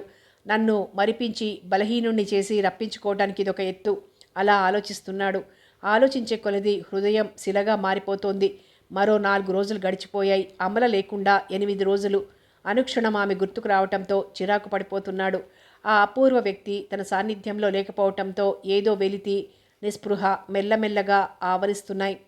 ఎంత సర్ది చెప్పుకున్నా, ఎన్ని విధాలుగా హృదయాన్ని కఠినపరుచుకున్నా మనసు అమల మీదికే మళ్ళుతోంది. తను బలహీనుడైపోతున్నాడేమో. ఆమె పాదాల చెంత దాసోహమనక తప్పదా? ఆ వేళ సాయంత్రం శారదొచ్చింది. అతిథి మర్యాదలు చేశాడు. అమలేది? తెలీదు, మెడ్రాస్ వెళ్ళింది.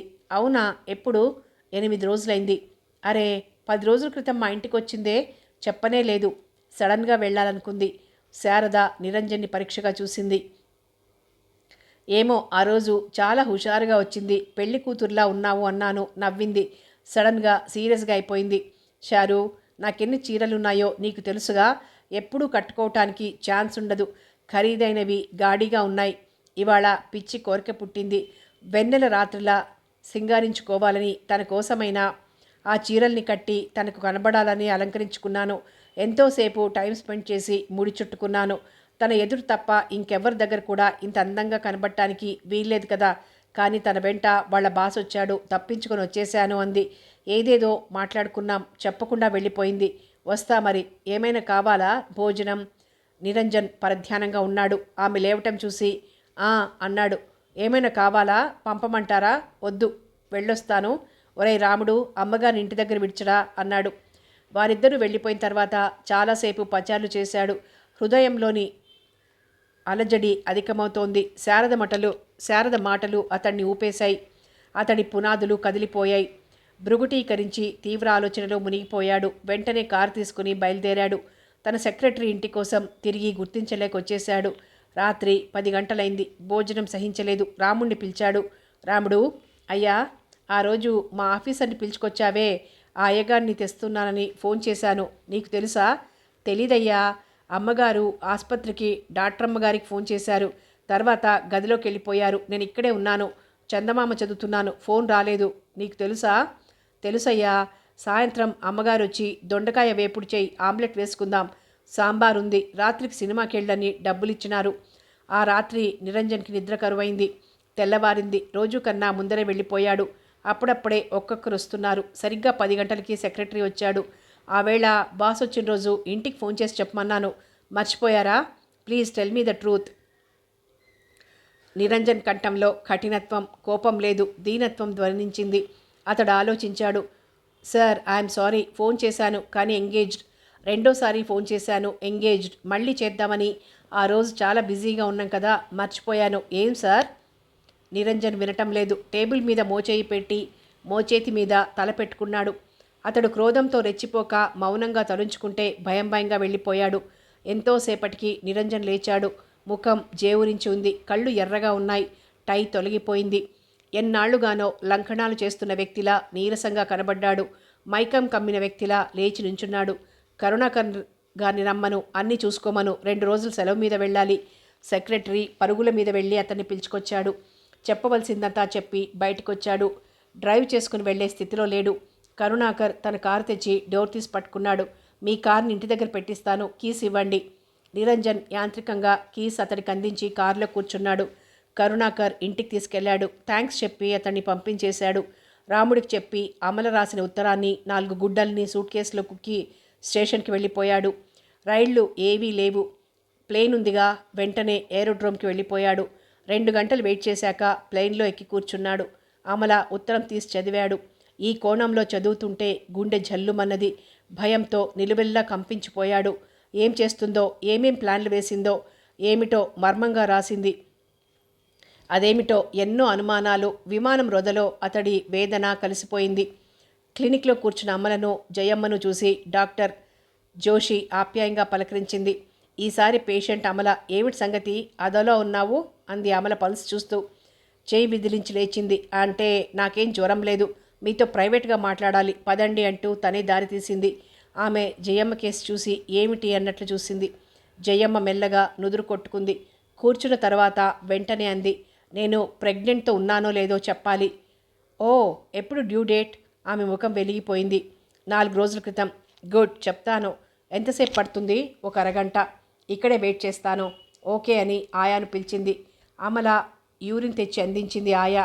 ఒక ఇంజెక్షన్ వయల్ లాంటిది ఓపెన్ చేసి అందులో యూరిన్ చుక్క వేసింది డాక్టర్. అలా పెట్టేసింది. ఏమిటి కబుర్లు? చాలా సీరియస్గా ఉన్నావు అమల. ఆంటీ, ఇది పాజిటివ్ అయితే మరీ సీరియస్ అవుతాను. ఎందుకమ్మా? నిన్ను బయటికి తీసింది నేను. ఈ 6 ఏళ్లుగా కనిపెట్టి ఉన్నాను. నా నిరీక్షణ ఫలిస్తుందని ఎంతో ఆశతో ఉన్నాను తెలుసా? మీ ఆశలు అటుంచండి. నేను ఒక పెద్ద సమస్యలో చిక్కుకున్నాను. పాజిటివ్ అవుతే అమ్మ అమల, కాసేపు గప్చిప్గా ఊరుకో తల్లి అంది జయమ్మ. అమల చటుక్కున ఒక మ్యాగజైన్ అందుకుంది.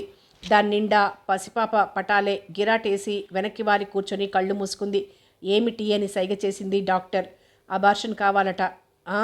అంటూ చేతుల్ని గుండెల మీద వేసుకొని కళ్ళు పెద్దవిగా చేసి నిజమేనా అంది. నిజమే. డాక్టర్ తల పట్టుకొని కూర్చుంది. ఎంతసేపు అయిందో టైం చూసి ఆ వైల్ కేసు నడిచింది. అందులో కోడిగుడ్డులోని చందమామల చిన్న చందమామ కనిపించింది.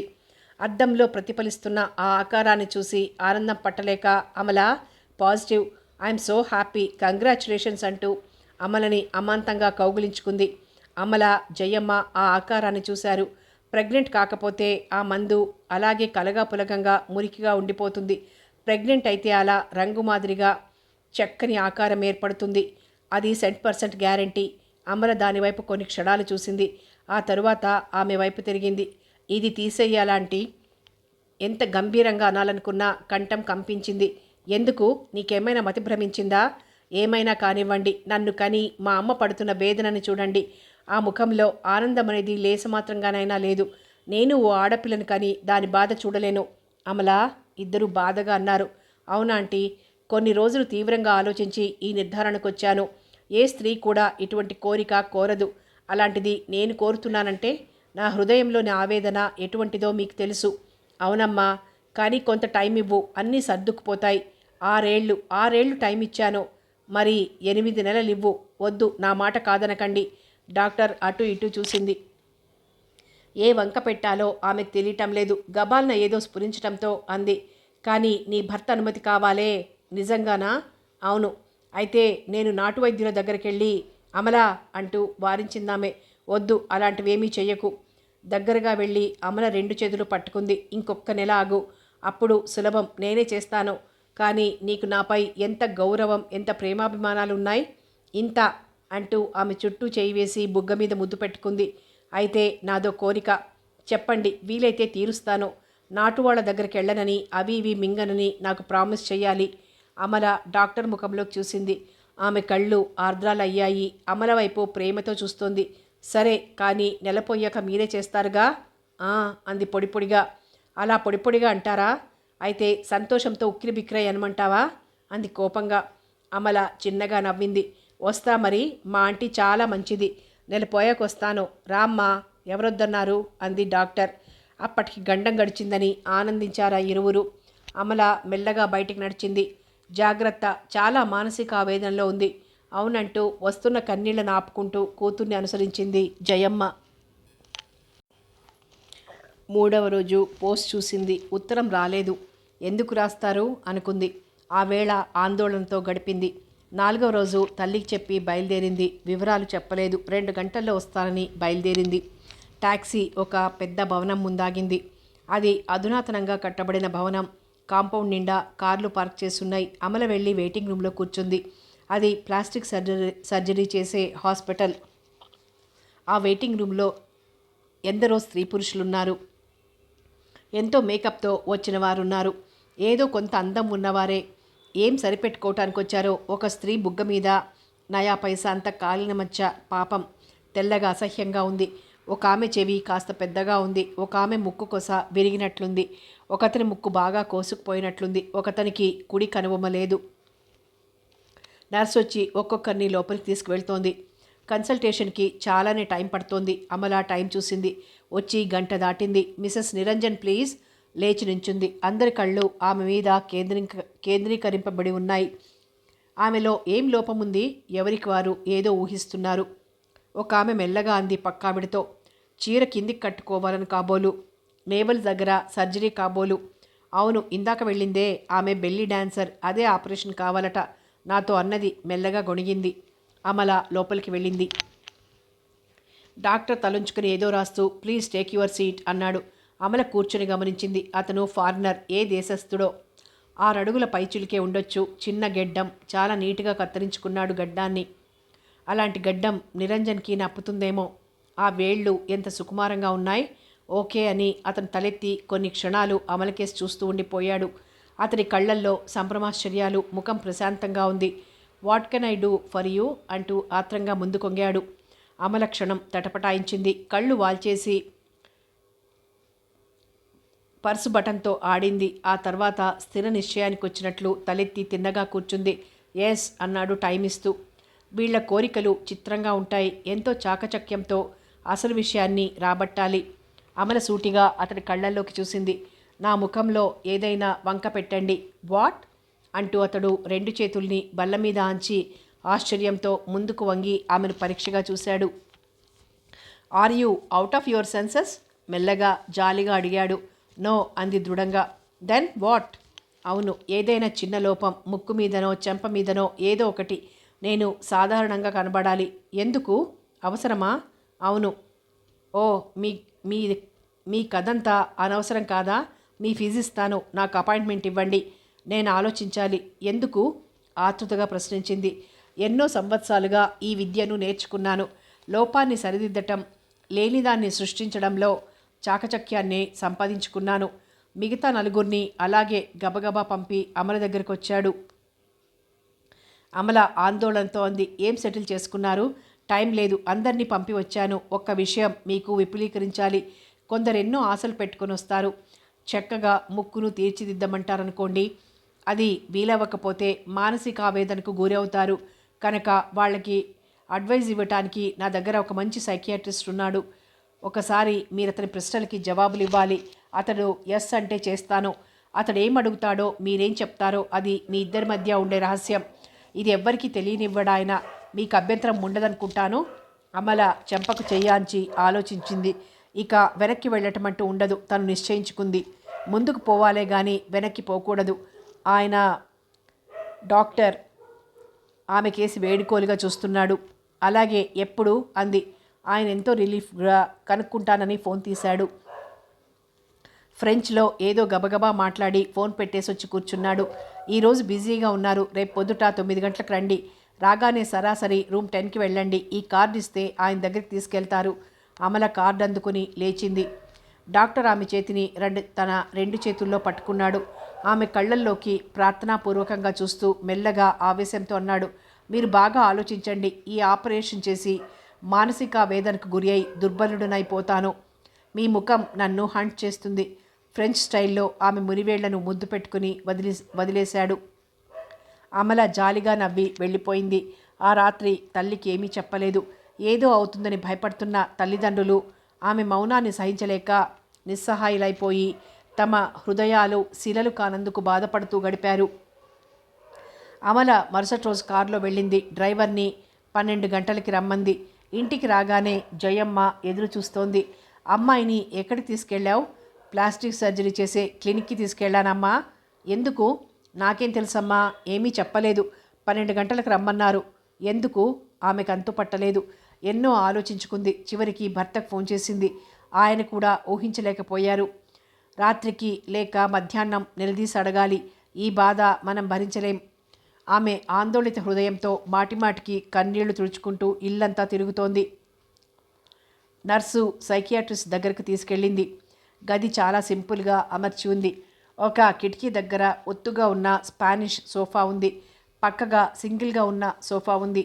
అతడు అమలను చూసి చిరుగా నవ్వాడు. ఎంత పొడవున్నాడో గాని లావుగా మాత్రం ఉన్నాడు. సీటు నిండుగా కూర్చున్నాడు.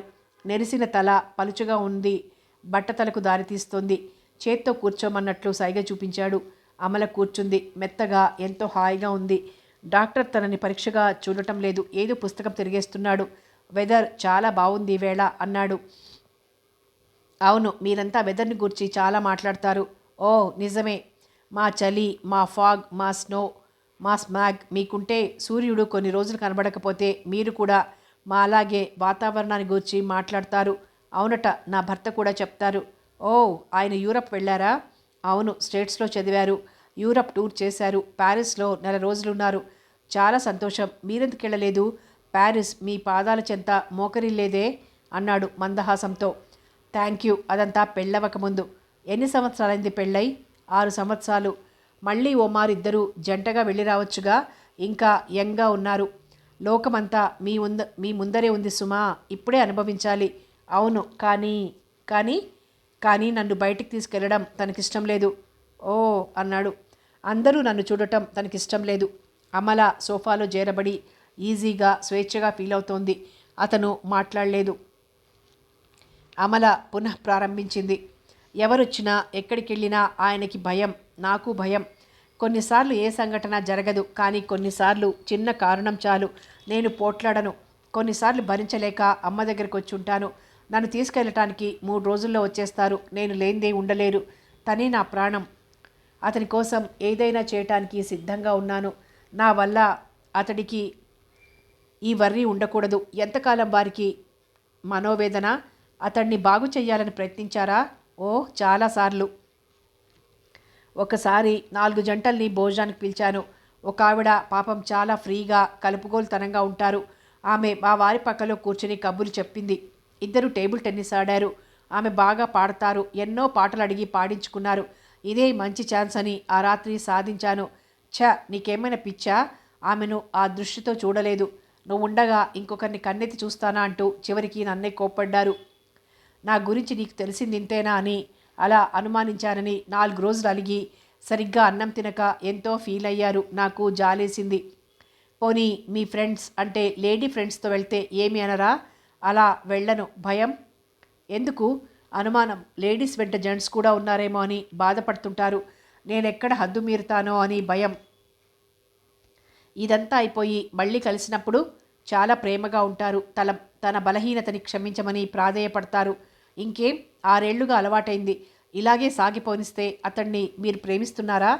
నా ప్రాణ సమానంగా. అతడు అంతే. సో ఇలాగే. నోనో, నాకు చేత కాదు. మొదట్లో చాలా తేలిగ్గా తీసుకునేదాన్ని. ఈ మధ్య ఎక్కువైపోయింది. భరించలేకపోతున్నాను. ఆ మధ్య ఆగస్టు 15న వాళ్ళ ఫర్మ్ కల్చరల్ సొసైటీ సెక్రటరీ వచ్చి ప్రైజులు పంచిపెట్టాలని కోరాడు. ఆయన పక్కనే ఉంటాడు. ఏదో పరాయి ప్రదేశం కాదు ఆయన ఫర్మ్. ఏముందిలేని ఒప్పుకున్నాను. ఒప్పుకున్నందుకు వారం ముందర నుంచి మొదలైన సాధింపు వారం తరువాత వరకు సాగింది. మీరే కదా అంటే అంతమంది నిన్ను చూస్తుంటే సహించలేను అంటారు. ఇలాంటివే ఎన్నో. చివరికి ఆ కోపంలో నన్ను శంకిస్తారు.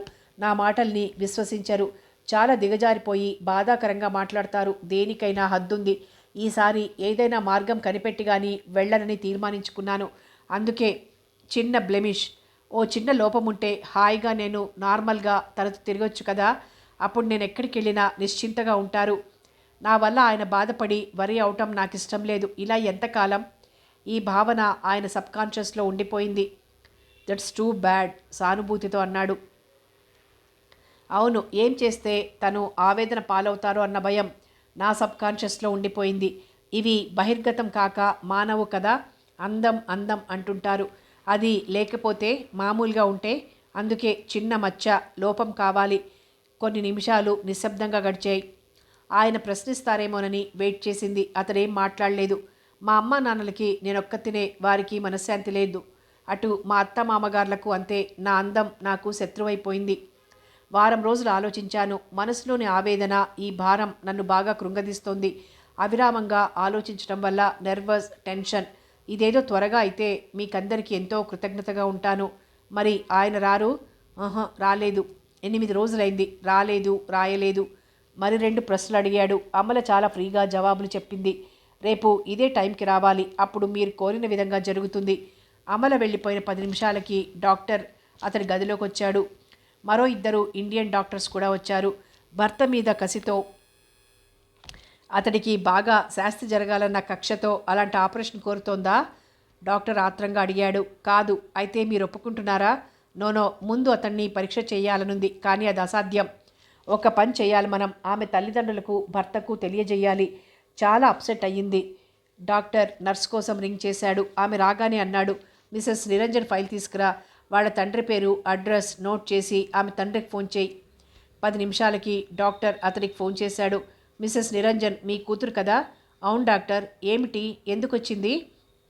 చెప్పాడు దిగ్భ్రాంతితో. తండ్రి మాట్లాడలేదు. మీరేం చెప్పారు? ఇవాళ సైకియాట్రిస్ట్తో మాట్లాడమన్నాను. రేపు కూడా వస్తుంది. ఇలాగే దాటేస్తూ ఉంటాం. మీరు ఆమె భర్తను రప్పించాలి వెంటనే. చాలా నర్వస్గా ఉంది. అప్సెట్ అయ్యింది. మనం చెయ్యకపోతే తనే. ఓ మై గాడ్ అన్నాడు తండ్రి. అవును, ఇలాంటి కేసు నాకిదే ప్రథమం. చాలా నేర్పుగా లాక్కు రావాలి. ఏదో నెపంతో రోజులు గడుపుతాం. మీరు మాత్రం తక్షణం ఆయన్ని రప్పించాలి. ఇదో ఇప్పుడే ట్రంకాల్ చేస్తున్నాను. Thank you doctor. ప్లీజ్. ఆయన కంఠం రుద్ధమైంది. Yes, we will hang on అని పెట్టేశారు. చాలా యూనిక్ కేస్ అనుకున్నారు. 4 డాక్టర్లు దీర్ఘాలోచనలో మునిగిపోయారు. మనం ఒక పని చెయ్యాలి. ఆమె భర్త వచ్చే వరకు ఆపాలి. ఆ తరువాత అంతా అతనే చక్కబెట్టుకోగలడు. అలాగే కూర్చొని మాట్లాడుకుంటున్నారు. ఫోన్ రింగ్ అయింది. డాక్టర్ జోషి ఫోన్ చేశారు. కనెక్ట్ చేయనా? ఎస్. సైకియాట్రిస్ట్ అలాగే పట్టుకున్నాడు. Doctor Joshi here. మీరు psychiatrist? Yes yes, please go on. Amala తండ్రి, అదే మిసెస్ నిరంజన్ తండ్రికి ఫోన్ చేశారు. వాళ్ళ ఫ్యామిలీ డాక్టర్ని ఆమెను గూర్చి చెప్పారు. చాలా వర్రీగా ఉంది నాకు. మొన్న నా దగ్గరికి వచ్చింది. Pregnancy test positive. ఆమె ఏం కోరిందో తెలుసా? ఆయన ఫోన్ని గట్టిగా పట్టుకున్నాడు. అబార్షన్ చేయమన్నది. ఓ మై గాడ్, ఓ నెల పోనివ్వు, చేస్తాను అన్నాను. ఈలోగా ఈ సమస్య పరిష్కరిస్తే నాకు ఆ వేదన తప్పుతుంది. ఆమె ఎటువంటి పరిస్థితిలో ఉన్నదో తెలపటానికి మీకు ఈ విషయం చెప్తున్నాను. కారణం ఏం చెప్పింది? ఒక బ్యూటిఫుల్ బేబీకి తల్లి కావటం ఇష్టం లేదట. హో అని దీర్ఘంగా నిశ్వసించాడు. అంతే, ప్లీజ్ ఆమెకి ఏమీ కాకుండా చూసుకోండి. వాళ్ళ తండ్రి రేపటికల్లా ఆమె భర్తని ఇక్కడికి రప్పిస్తాడు. దానికి ఒక్కటే మార్గం, రేపు రాగానే ఆపరేషన్ చేస్తామని ఇన్పేషెంట్గా పెట్టేస్తాం. మా కేర్లో ఉంటే ఏ అఘాయిత్యం చెయ్యదు. ఓహ్, చాలా మంచి ఆలోచన, అలాగే చేయండి, థ్యాంక్ యూ అని పెట్టేసింది. ఆయన సాలోచనగా మెల్లగా పెట్టేశారు. నలుగురు డాక్టర్లు అతన్ని ఆత్రంగా చూస్తున్నారు. సంగతి తెలిసి చకితులయ్యారు. పూర్ లేడీ, మెంటల్గా చాలా. ఓకే, నాకు వేరే అపాయింట్మెంట్ ఉంది, వెళ్ళండి అంటూ లేచారాయన. అంతా బయటికి వెళ్ళిపోయారు. వేరే ఏ అపాయింట్మెంటు లేదు. పచారు చేస్తూ ఉండిపోయాడు ఆ సైకియాట్రిస్ట్. ఫోన్ రింగ్ అయింది. సెక్రటరీ అందుకున్నాడు. వారు ఇందాకనే స్టేషన్కి వెళ్ళారు. మెడ్రాస్కి వస్తున్నట్లు మా అసిస్టెంట్ మేనేజర్ గారు చెప్పారు. ఏం జరిగిందో తెలియదు, చాలా ఆందోళనతో ఉన్నారు. క్షణాల మీద పనప్పగించి సెలవు తీసుకుని వెళ్ళారు. కారుని స్వయంగా డ్రైవ్ చేసే స్థితిలో లేకపోవటంతో మా అసిస్టెంట్ మేనేజర్ గారే తీసుకెళ్లారు. ట్రైన్స్ లేవు, ఒకవేళ ఫ్లై చేస్తారేమో. ఎయిర్పోర్ట్కి ఫోన్ చేస్తాను, మీకు ఏ సంగతి ఫోన్ చేస్తానని నంబర్ తీసుకున్నాడు. ఆలోచించాడతను. ముందు ఎయిర్పోర్ట్కి ఫోన్ చేసి అక్కడ లేకపోతే స్టేషన్కి వెళ్ళొచ్చు అనుకున్నాడు. ఎయిర్పోర్ట్కి ఫోన్ చేశాడు.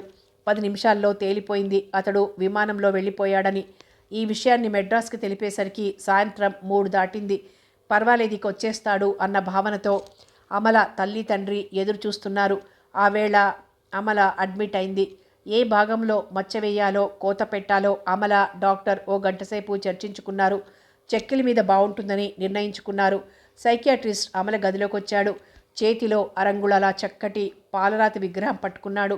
గ్రీస్ కన్య, తల నిండా గ్రీషియస్ కరల్స్ ఉన్నాయి. చేతిలో ద్రాక్షపళ్ళ గుత్తి. ఆ బొమ్మను అమలకందించాడు. అటు ఇటు తిప్పి చూసింది. చాలా అందంగా ఉంది అంది వేలితో ఆ వంకీలు తిరిగిన జుత్తును రాస్తూ. దాన్ని పగలగొట్టు అన్నాడు. అమల చకితి అయి కళ్ళు విప్పాచి చూసింది. అమల దానివైపు మురిపెంగా చూసింది. 2 చేతులు మరీ పొదివి పట్టుకుంది, ఎక్కడ జారి పడుతుందోనని. దాన్ని చూస్తుంటే మనసు ఎంతో ఉల్లాసంగా ఉంది కదూ. అవును, ఎక్కడ కొన్నారు? ప్యారిస్ నుంచి తెచ్చాను. చాలా బాగుంది. తల విరగ్గొట్టు అన్నాడు చిన్న సుత్తి చేతికిస్తూ. అమల వింతగా చూసింది. సుత్తి అందుకుని పక్కన పెట్టింది. బొమ్మను గట్టిగా పట్టుకుని అదోలా చూసింది. నాకు అలాంటి పని చేయటానికి చేతులు రావు. మాకెలా వస్తుందనుకున్నావు? అమల నిర్ఘాంతపోయి చూస్తోంది. మేం మాత్రం నీలాంటి వారం కాము. ఇది విరగ్గొడితే మరొకటి వస్తుంది. బజార్లో ఇలాంటివి కోకొల్లలు. ప్రాణం లేని రాతి బొమ్మను పగలగొట్టడానికి నీకు చేతులు రావటం లేదు. మనసు నిరాకరిస్తోంది. అయితే ప్రాణం గల మనిషిని కోసి రూపాన్ని మార్చి కురూపిని చేయమనటం న్యాయమేనా? మాదే నా పాషాణ హృదయం, మేమేనా హృదయం లేనివారం? కానీ డాక్టర్, ఈ కోణంలో ఆలోచించండి. నేను నా భర్తకు మరి కాస్త దగ్గరవుతాను. మా మధ్య బంధం మరి వీడిపోదు. మేము సంతోషంగా ఉంటాం. నిజమే, మీకు ఇది చెయ్యలేని కార్యమే. కానీ నా సంతోషం కోసం త్యాగం చెయ్యాలి. లేకపోతే అంటూ అటు ఇటు చూసింది. ఆయన బిగ్గరగా నవ్వాడు. ఓకే, నువ్వేమీ తొందరపడి ముక్కో నోరో పగులగొట్టుకోనవసరం లేదు. నీకు నొప్పి లేకుండా ఏదో వంక మేమే పెడతాం, సరేనా? రేపు సాయంత్రం ఆపరేషన్. ఆలోగా 2000 రూపాయలు డాక్టర్ పేర చెక్ రాసినా సరే, డబ్బిచ్చినా సరే ఆ ఏర్పాటు చేయండి. వస్తానని బొమ్మను సుత్తిని తీసుకుని దాటిపోయాడు. అమల ఏ అఘాయిత్యం చేయకుండా ఒక ఆయా కనిపెట్టి ఉంది. తండ్రికి ఫోన్ చేసింది డబ్బు తీసుకుని సాయంత్రానికి రమ్మని. ఆయన సరేనన్నారు. తల్లిదండ్రులు గుండెల నిండా పేరుకున్న ఆందోళనతో నిస్సహాయులై ఎదురు చూస్తున్నారు నిరంజన్ కోసం. నిన్న ప్లేన్లో రావాల్సింది, రాలేదు. ఫోన్ చేసి అసలు విషయం కనుక్కొని చేతులు దక్కి ప్రాణాలు బిగబట్టి ఒకరినొకరు పట్టుకుని ఏడ్చారు. ఎక్కడో విమానం ఫోర్స్ ల్యాండింగ్ చేసిందట. అంతా బాగున్నారు, కానీ వాళ్ళు ట్రైన్లో వస్తారు. రిలీఫ్ ప్లేన్ వెళ్ళటానికి వీల్లేదు. ఒక్కో రైలు టైం అయిపోతున్నా నిరంజన్ జాడలేదు. స్టేషన్ దగ్గర ఆయన కనిపెట్టుకుని ఉన్నారు. ఇంటి దగ్గర ఎవ్వరూ లేరు. జయమ్మ కూతురు దగ్గర 10 నిమిషాలు కూర్చొని వచ్చేసింది.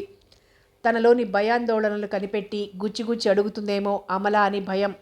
రాత్రి 10 గంటలు. నిరంజన్ జాడలేదు. ఆయన కారులో ఇంటికొచ్చారు. ఎయిర్పోర్ట్కి ఫోన్ చేశారు. కొందరికి చిన్న చిన్న గాయాలు తగిలితే చిత్తూరుకు తీసుకెళ్లారట. త్వరలో రావచ్చు. ప్రాణాపాయం ఎవరికీ లేదు. కొంతవరకు ప్రాణం కుదుటపడింది. కళ్ళల్లో ఒత్తులు వేసుకుని కూర్చున్నారా భార్యాభర్తలు. రాత్రి 12 గంటల దరిదాపుల్లో టాక్సీ వచ్చింది. 2 పోలీసులు కూడా వచ్చారు. నిరంజన్ని మెల్లగా నడిపించుకుంటూ తెచ్చి కూర్చుండబెట్టారు. చెయ్యి విరిగింది. చాలా బాధలో ఉంటే మత్తుమందిచ్చారు. అంతే, భయం లేదు అంటూ సూట్ కేస్ పెట్టి వెళ్ళిపోవటానికి లేచారు. ఛార్జీ అదంతా ఎయిర్లైన్స్ చూసుకుంటుంది. ఇది వారి ఫైల్ అని ఫైల్ అందించారు. ఎక్స్రే ఫోటో కూడా ఉంది. అప్పటికే నిరంజన్ సోఫాలో మత్తుగా పడిపోయాడు. తలా కాళ్ళు సరిచేసి మెల్లగా మంచం మీద పరుండజేశారు. 2 సోఫా లాక్కొచ్చి కూర్చోన్నారు. నిరంజన్ నిశ్చింతగా పడుకున్నాడు. క్రమబద్ధమైన ఉచ్ఛ్వాస నిశ్వాసాలు వింటూ తేలికపడ్డ హృదయాలతో కూర్చున్నారు. ఉన్నట్లుండి జయమ్మ భర్తకు దగ్గరగా జరిగి భుజం మీద తలాంచింది. వేడి కన్నీరు ధారలు కట్టినాయి. ఆమెను పొదివి పట్టుకున్నాడు. ఒక్క మాట మాట్లాడుకోలేదు.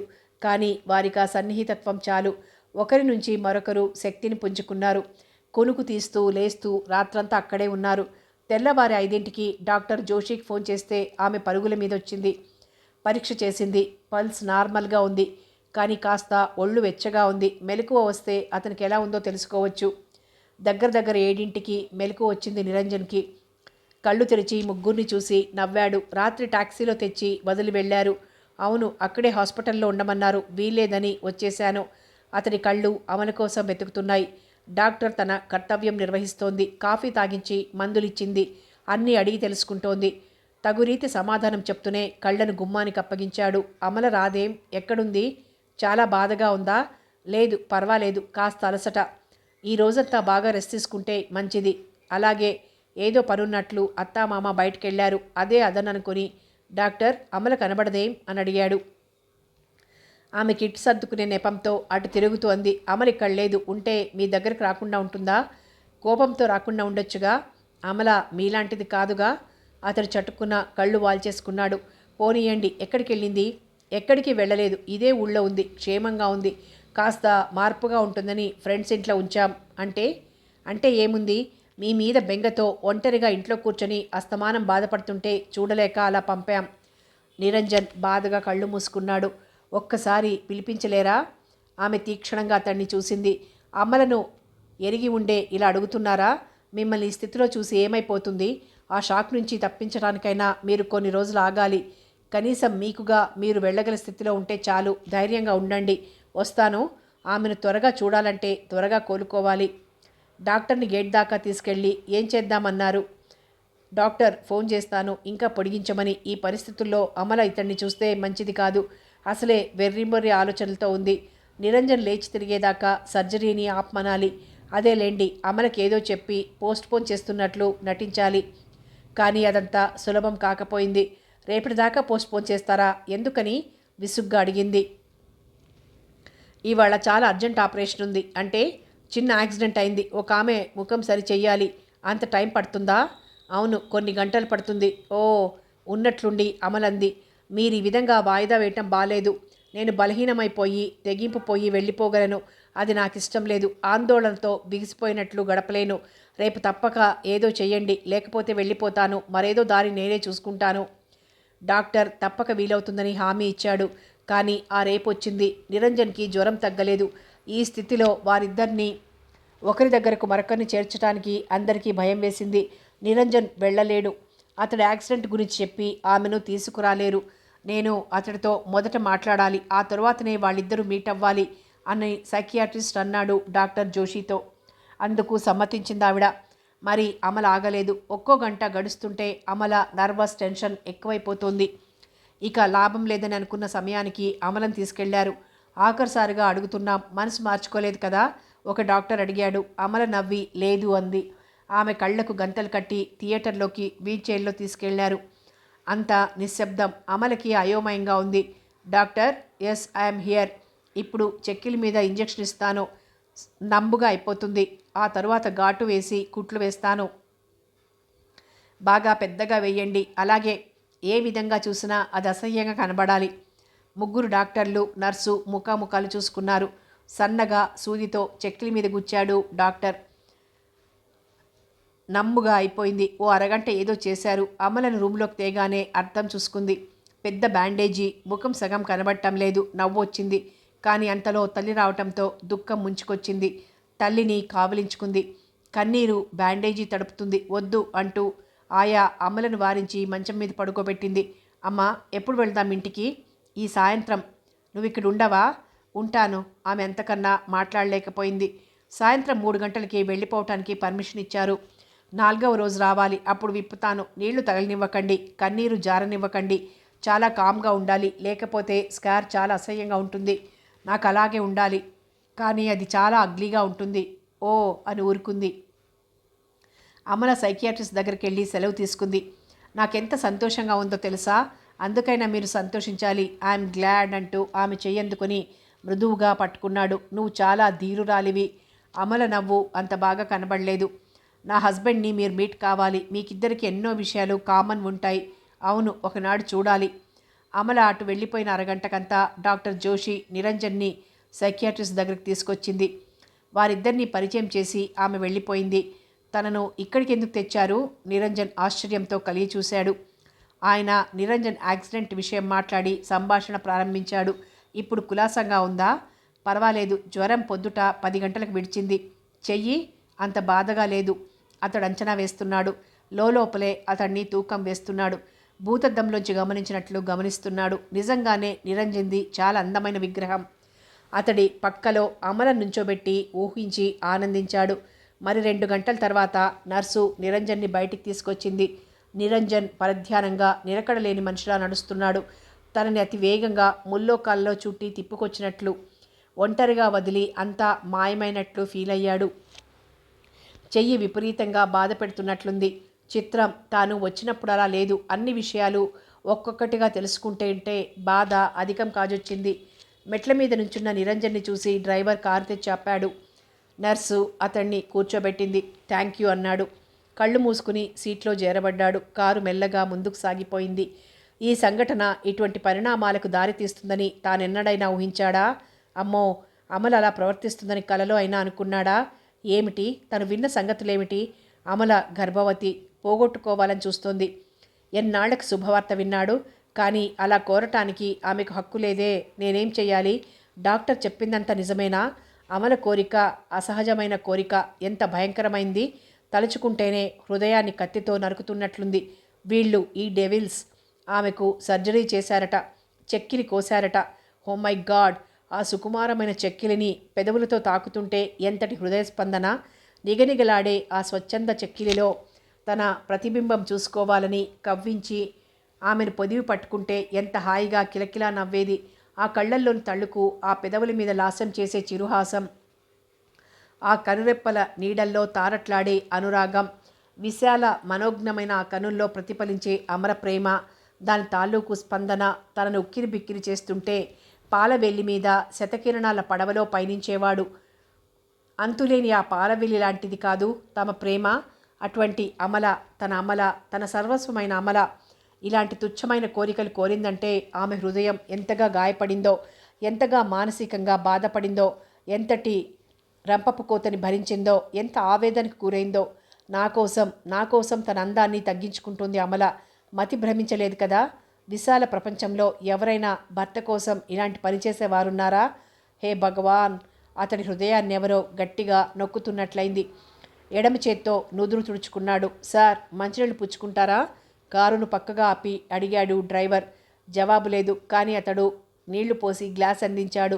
తాగి తిరిగిస్తూ అన్నాడు, పోనీ. కానీ డ్రైవర్ లాంగ్ రూట్లో తీసుకెళ్ళటానికి ఉద్యుక్తుడయ్యాడు. బీచ్ రోడ్ ఎక్కింది కారు. జనం గుంపులు గుంపులుగా వస్తున్నారు. కాలేజీ విద్యార్థినులు రకరకాల దుస్తులు వేసుకుని వెళ్తున్నారు. చల్లటి గాలి వీస్తోంది. ఉవ్వెత్తున లేస్తున్న అలలు నురగలు కక్కుతూ తీరానికి పరుగులు తీస్తున్నాయి. అవిరామంగా వస్తున్న అలలు తన ఆలోచనలకి పోటీ పడుతున్నాయి. దీపాలు వెలిగాయి. నీలపు కాంతుల్ని అందంగా వెదజల్లుతున్నాయి. అవును, తన హృదయాంతరంలోని అంధకారం ఇలాగే తొలగిపోవాలి. కాస్త బలాన్ని పుంజుకున్నాడు. మిసెస్ నిరంజన్ చాలా మానసిక ఆవేదనలో ఉన్నారు. ఈ సర్జరీ ఫలితం తను ఆశించిన విధంగానే ఉంటుందన్న విశ్వాసంతో ఉన్నది. దాన్ని వమ్ము చేయకండి. ఆమె నిర్ణయాన్ని తూలనాడకండి. అతి చాకచక్యంతో ఆమెను ప్రసన్నురాలిగా చెయ్యాలి. డాక్టర్ జోషిని కోరిన కోరిక విషయం మీకు తెలియనట్లే ఉండాలి. సైకియాట్రిస్ట్ మాటలు చెవుల్లో గింగురుమంటున్నాయి. కారు ఇంటి ముందాగింది. అమల అక్కడున్నది అన్న ఆలోచన రాగానే ఎక్కడలేని హుషారు పుట్టుకొచ్చింది. కారు దిగి గబగబా అడుగులేస్తూ లోపలికెళ్ళాడు. అతని కోసమే కనిపెట్టుకున్నట్లు జయమ్మ, మామగారు అక్కడే డ్రాయింగ్ రూమ్లో కూర్చునున్నారు. అతన్ని చూసి ఆమె లేచి నుంచుంది. అమల అలసిపోయిందేమో, నిద్రపోతోంది, రండి. గది తలుపు తోసి ఆమె యువతలకొచ్చేసింది. నిరంజన్ గుండెలు తీవ్రంగా కొట్టుకున్నాయి. మెల్లగా వెళ్ళాడు. లోపల అమల నిద్రపోతోంది. ఆమె ముఖం మీద బ్యాండేజీ చూడగానే హృదయం స్తంభించినట్లయింది. అడుగు తీసి అడుగు పెట్టలేనంత నీరసం అతన్ని ఆవరించింది. అతి ప్రయాసతో తలుపు చేరవేసి వెళ్ళి మంచం దగ్గర వేసున్న ఈజీ చైర్లో కూర్చున్నాడు. తెల్లటి మెత్తటి తలగడలో ఆమె ముఖం వింతగా ఉంది. నల్లటి జుట్టు కొద్దిగా అటూ ఇటూ పరుచుకొని ఉంది. చిక్కని నల్లటి మేఘాల మాటున ఉన్న చంద్రబింబంలా భాసిస్తోంది ఆమె ముద్దు మోము. ఒక కంటి చుట్టూ నీలపు నీడలు పరుచుకొని ఉన్నాయి. మరొక కంటి కింద భాగం బ్యాండేజీతో మూసుకుపోయింది. ఆమె నా విధంగా చూస్తుంటే హృదయం తరుక్కుపోతోంది. ఆర్తితో హృదయం తల్లడిల్లిపోతోంది. ఆ ఇంకో చెక్కిలిని తనివి తీరా చూస్తున్నాడు. గులాబీ రేకుల్లాంటి మార్దవాన్ని బోలిన ఆ చెక్కిలిని తాకాలని చేయి చాచి మళ్ళీ వెనక్కి తీశాడు. ఎవరో అతడి చేతిని బలంగా వెనక్కి లాగుతున్నట్లు భ్రమ. గొంతుక తడారిపోతోంది. పక్కనే ఉన్న ఆరెంజ్ జ్యూస్ గటగటా తాగాడు. కాస్త తెప్పరిల్లి తదేకంగా అమలను చూస్తున్నాడు. తెల్లటి మెత్తటి దుప్పటి కప్పుకుంది అమల. ఆప్యాయంగా ఆమె గర్భం మీద చేయి వేయబోయి ఆమెకు నిద్రాభంగమవుతుందేమోనని చటుక్కున వెనక్కి లాగాడు. ఆమెను ఆ విధంగా చూస్తుంటే అతడి మతిపోయింది. ఆమెను తాకాలని, లేపి క్షమాపణ కోరాలని, తనను ఆ విధంగా శిక్షించినందుకు ముద్దుగా మందలించాలని, తను పడిన బాధను ఆమె సమక్షంలో మర్చిపోవాలని, ఆమెను తనలో చేర్చుకోవాలని అణువణువున ఆత్రపడిపోతున్నాడు. ఆ సన్నని దీపపు కాంతిలో తెల్లటి బ్యాండేజీ పాము కుబుసంలా కదలాడుతూ తనను ఉసిగొల్పుతున్నద భ్రమ. అది పెరిగి ఇంతకు ఇంతై తనను సంపూర్తిగా ఆవరించి ఉక్కిరిబిక్కిరి చేస్తోంది. నిరంజన్ ఉద్రిక్తుడయ్యాడు. ఆ చెక్కిలి మీద తన కోసం గాయం చేసుకున్నది అమల. ఉద్రిక్తుడై ఆవేశంతో ఎడం చేత్తో లైట్ వేశాడు. ఆ కాంతికి అమల కదిలింది. కళ్ళు తెరిచింది. ఆత్రంగా మీదికి వంగాడు. అమల అంటూ కళ్ళు రెపరెపలాడించి మీరెప్పుడొచ్చారు అంటుంటే కనబడినంత మేరకు ఆ ముఖంలో ఆనందపు ఛాయలు అలుముకున్నాయి. నిరంజన్ జవాబు చెప్పలేకపోయాడు. మెల్లగా వెచ్చగా అతని పెదవులు ఆమె పెదవులు అందుకున్నాయి.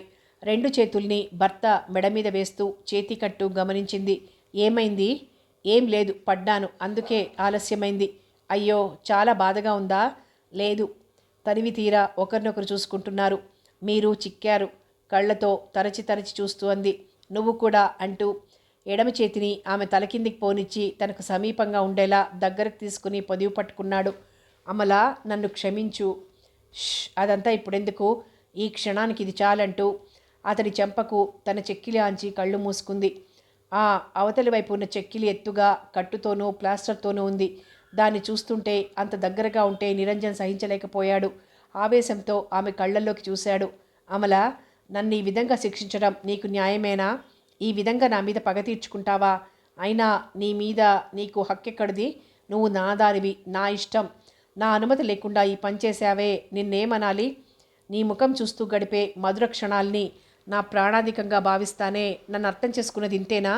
చూడని, నన్నెంతగా చిత్రవద చేయదలిచావో చూడని అమల. ఆ చెక్కిలి మీద ఎంత గాయం చేశావో, ఈ నా గుండెల్లో అంత గాయం చేశావు. ఆగు, చూడని, ఇప్పుడే వెళ్ళి ఆ సర్జన్లతో మళ్ళీ సరిచేయమంటాను అంటూ ఆవేశంతో బ్యాండేజీ తీశాడు. అమల మొదట చెయ్యి అడ్డు పెట్టుకున్నది. ఆ తర్వాత అతడి కళ్ళల్లోని ఆవేదనకు, మాటల్లోని పటుత్వానికి జడిసి చేయి తొలగించి చెక్కిలి తిప్పి మౌనం దాల్చింది. నిరంజన్ బ్యాండేజ్ తీసి పక్కన పెట్టాడు. ఆ తర్వాత మెత్తటి దూదిని తీశాడు. 4 అంగుళాల పొడవున ప్లాస్టర్ వేసింది. అమల గట్టిగా కళ్ళు మూసుకుంది. అది లాగితే ఎంత బాధపడాలో ఊహిస్తూ కనుబొమ్మల్ని ముడివేసి బిగిసిపోయింది. నిరంజన్ మెల్లగా ఒక కొస ఎత్తి లాగబోయాడు. కానీ నొప్పి వేస్తుందని తటపటాయించాడు. కానీ ఏదో ఉంది, ఏదో అసాధారణత ఉంది. ప్లాస్టర్ నెత్తాడు. సులభంగానే ఊడొచ్చింది. దాని కింద తదేకంగా చూశాడు. అమల చేతివేళ్లు అతని భుజం మీద బిగుసుకుని ఉన్నాయి. అమాంతంగా ఆమెను దగ్గరగా తీసుకొని ఆ ప్లాస్టర్ ఉన్న స్థలంలో ముద్దుల వర్షం కురిపిస్తూ మధ్య మధ్య మై డార్లింగ్ అంటున్నాడు. అమల చకితయైంది. దిగ్భ్రమతో భర్తను చూసింది. అతడు పిచ్చిగా చుంబించటంలో నిమగ్నమై ఉన్నాడు. అదేమిటి? అదే చెక్కిలి మీద బాధగా లేదే? అంత త్వరగా గాయం మానిపోయిందా? ఏదో స్ఫురించటంతో ఒక్క తోపున భర్తను తోసి అద్దం ముందు నుంచుంది. అక్కడ 4 అంగుళాల మేరలో కోసిన గాయం, కుట్లు, ఎర్రటి రక్తం కందిన చెక్కిలి లేవు. పలుచటి ప్లాస్టర్ గుర్తు తప్ప మరేం లేదు. గాబరాగా తడుముకుంది. నిరంజన్ లేచొచ్చి ఎడం చేత్తో ఆమెను తన కౌగిట్లో ఇముడ్చుకుంటూ థ్యాంక్ యూ అంటున్నాడు. అమల భర్తను తోసి అమ్మా అని కేకేసింది. భర్తకు దూరంగా జరిగి నిస్సహాయతతో ఓడిపోయిందానిలా మంచాన్ని ఆనుకొని నుంచుంది. బీతహరిణిలా నుంచున్న భార్య చర్యని అర్థం చేసుకోలేక నీరసంగా మంచం మీద కూర్చున్నాడు. జయమ్మ, తండ్రి పరుగుల మీదొచ్చారు. తనను చూసి వారు ఆశ్చర్యపోవటం లేదు. అమ్మా, నాకేం చెయ్యలేదు వాళ్ళు, మోసం, పచ్చి మోసం అంటూ నిప్పులు కురిపిస్తోంది కళ్ళలోంచి. జయమ్మ అంది, అలా చెయ్యమని మీ డాక్టర్ ఆంటీ చెప్పారు. అలా ఎందుకు చేయవలసి వచ్చిందో అల్లుడుగారు చెప్తారు. కానీ ఈ విషయం అల్లుడుగారికి కూడా తెలియదు. నాకు, నాన్నగారికి, ఆంటీకి మాత్రం తెలుసు. ఇదంతా ఆ సైకియాట్రిస్ట్ సలహా. 1600 వాపసిచ్చారాయన. నమ్మలేను అన్నట్లు భర్త వైపు అదోలా చూసింది అమల. ఇది నాటకం, మీరు పాత్రదారులే, అంతా మోసం అన్నట్లు చూస్తోంది. తండ్రి గ్రహించాడు. 4 రోజుల క్రితం నీ కోసం వస్తుంటే ప్లేన్ క్రాష్ అయింది. భగవంతుడి దయ వల్ల చేయి మాత్రం విరిగింది, అంతే. ఇంకా జ్వరం పూర్తిగా తగ్గలేదు. నువ్వేమో గాయం చేయలేదని బాధపడుతున్నావు. నిరంజన్ బాధతో నీ కోసం టాక్సీలో వస్తే ఇంతవరకు కాఫీ అయినా తాగలేదు. పద అంటూ ఆయన భార్యను లాక్కుని వెళ్ళినట్లే వెళ్ళిపోయారు. అమల నిర్ఘాంతపోయి భర్త కేసి చూస్తోంది. అతడి చూపుల్లోని అనురాగ స్రవంతిలో ఆమె కరిగిపోయింది. అర్ధనేత్రాలతో ఒక్కడుగు ముందుకు వేసింది. నిరంజన్ లేచి ఒక చేయి చాపాడు. మరుక్షణంలో అమల అతడి కౌగిలిలో ఇమిడిపోయింది. నిలువెల్లా కంపిస్తున్న అమలను గట్టిగా పట్టుకొని అనునయంగా అన్నాడు, క్రాష్ కాలేదు, గాబరపడకు, ఫోర్స్డ్ ల్యాండింగ్ అయింది. ఎవరికీ ఏ ప్రమాదమూ జరగలేదు. ఆ క్షణంలో నిరంజన్కి తను మళ్ళీ సైకియాట్రిస్ట్ దగ్గరికి వెళ్ళాలన్న విషయం కానీ, తనకు కౌన్సిలింగ్ అవసరమని కానీ, అమల విచిత్రమైన కోరికలు కానీ గుర్తులేవు. ఒక్క చేతితో న్యాయం చేకూర్చలేకపోతున్నందుకు బాధ. ఆమె అనిర్వచనీయమైన కలవరాన్ని అణిచివేస్తూ హృదయానికి హత్తుకున్నాడు. ఆ 2 హృదయాలు లయబద్ధంగా కొట్టుకుంటున్నాయి. కాలం స్తంభించిపోయింది. మనోజ్ఞమైన భావన వారిద్దరినీ ఆవరించింది. టెన్షన్తో, బాధతో బిగుసుకుని ఉన్న ఆమె శరీరం మెల్లగా సడులుతోంది. నిర్మలత ఆవహిస్తోంది. ఆ 2 హృదయాలు అనిర్వచనీయమైన ఆనందంతో తేలిపోయాయి. సమాప్తం. భార్యారూపవతి నవల సమాప్తం. మరో మంచి నవలతో మళ్ళీ కలుద్దాం.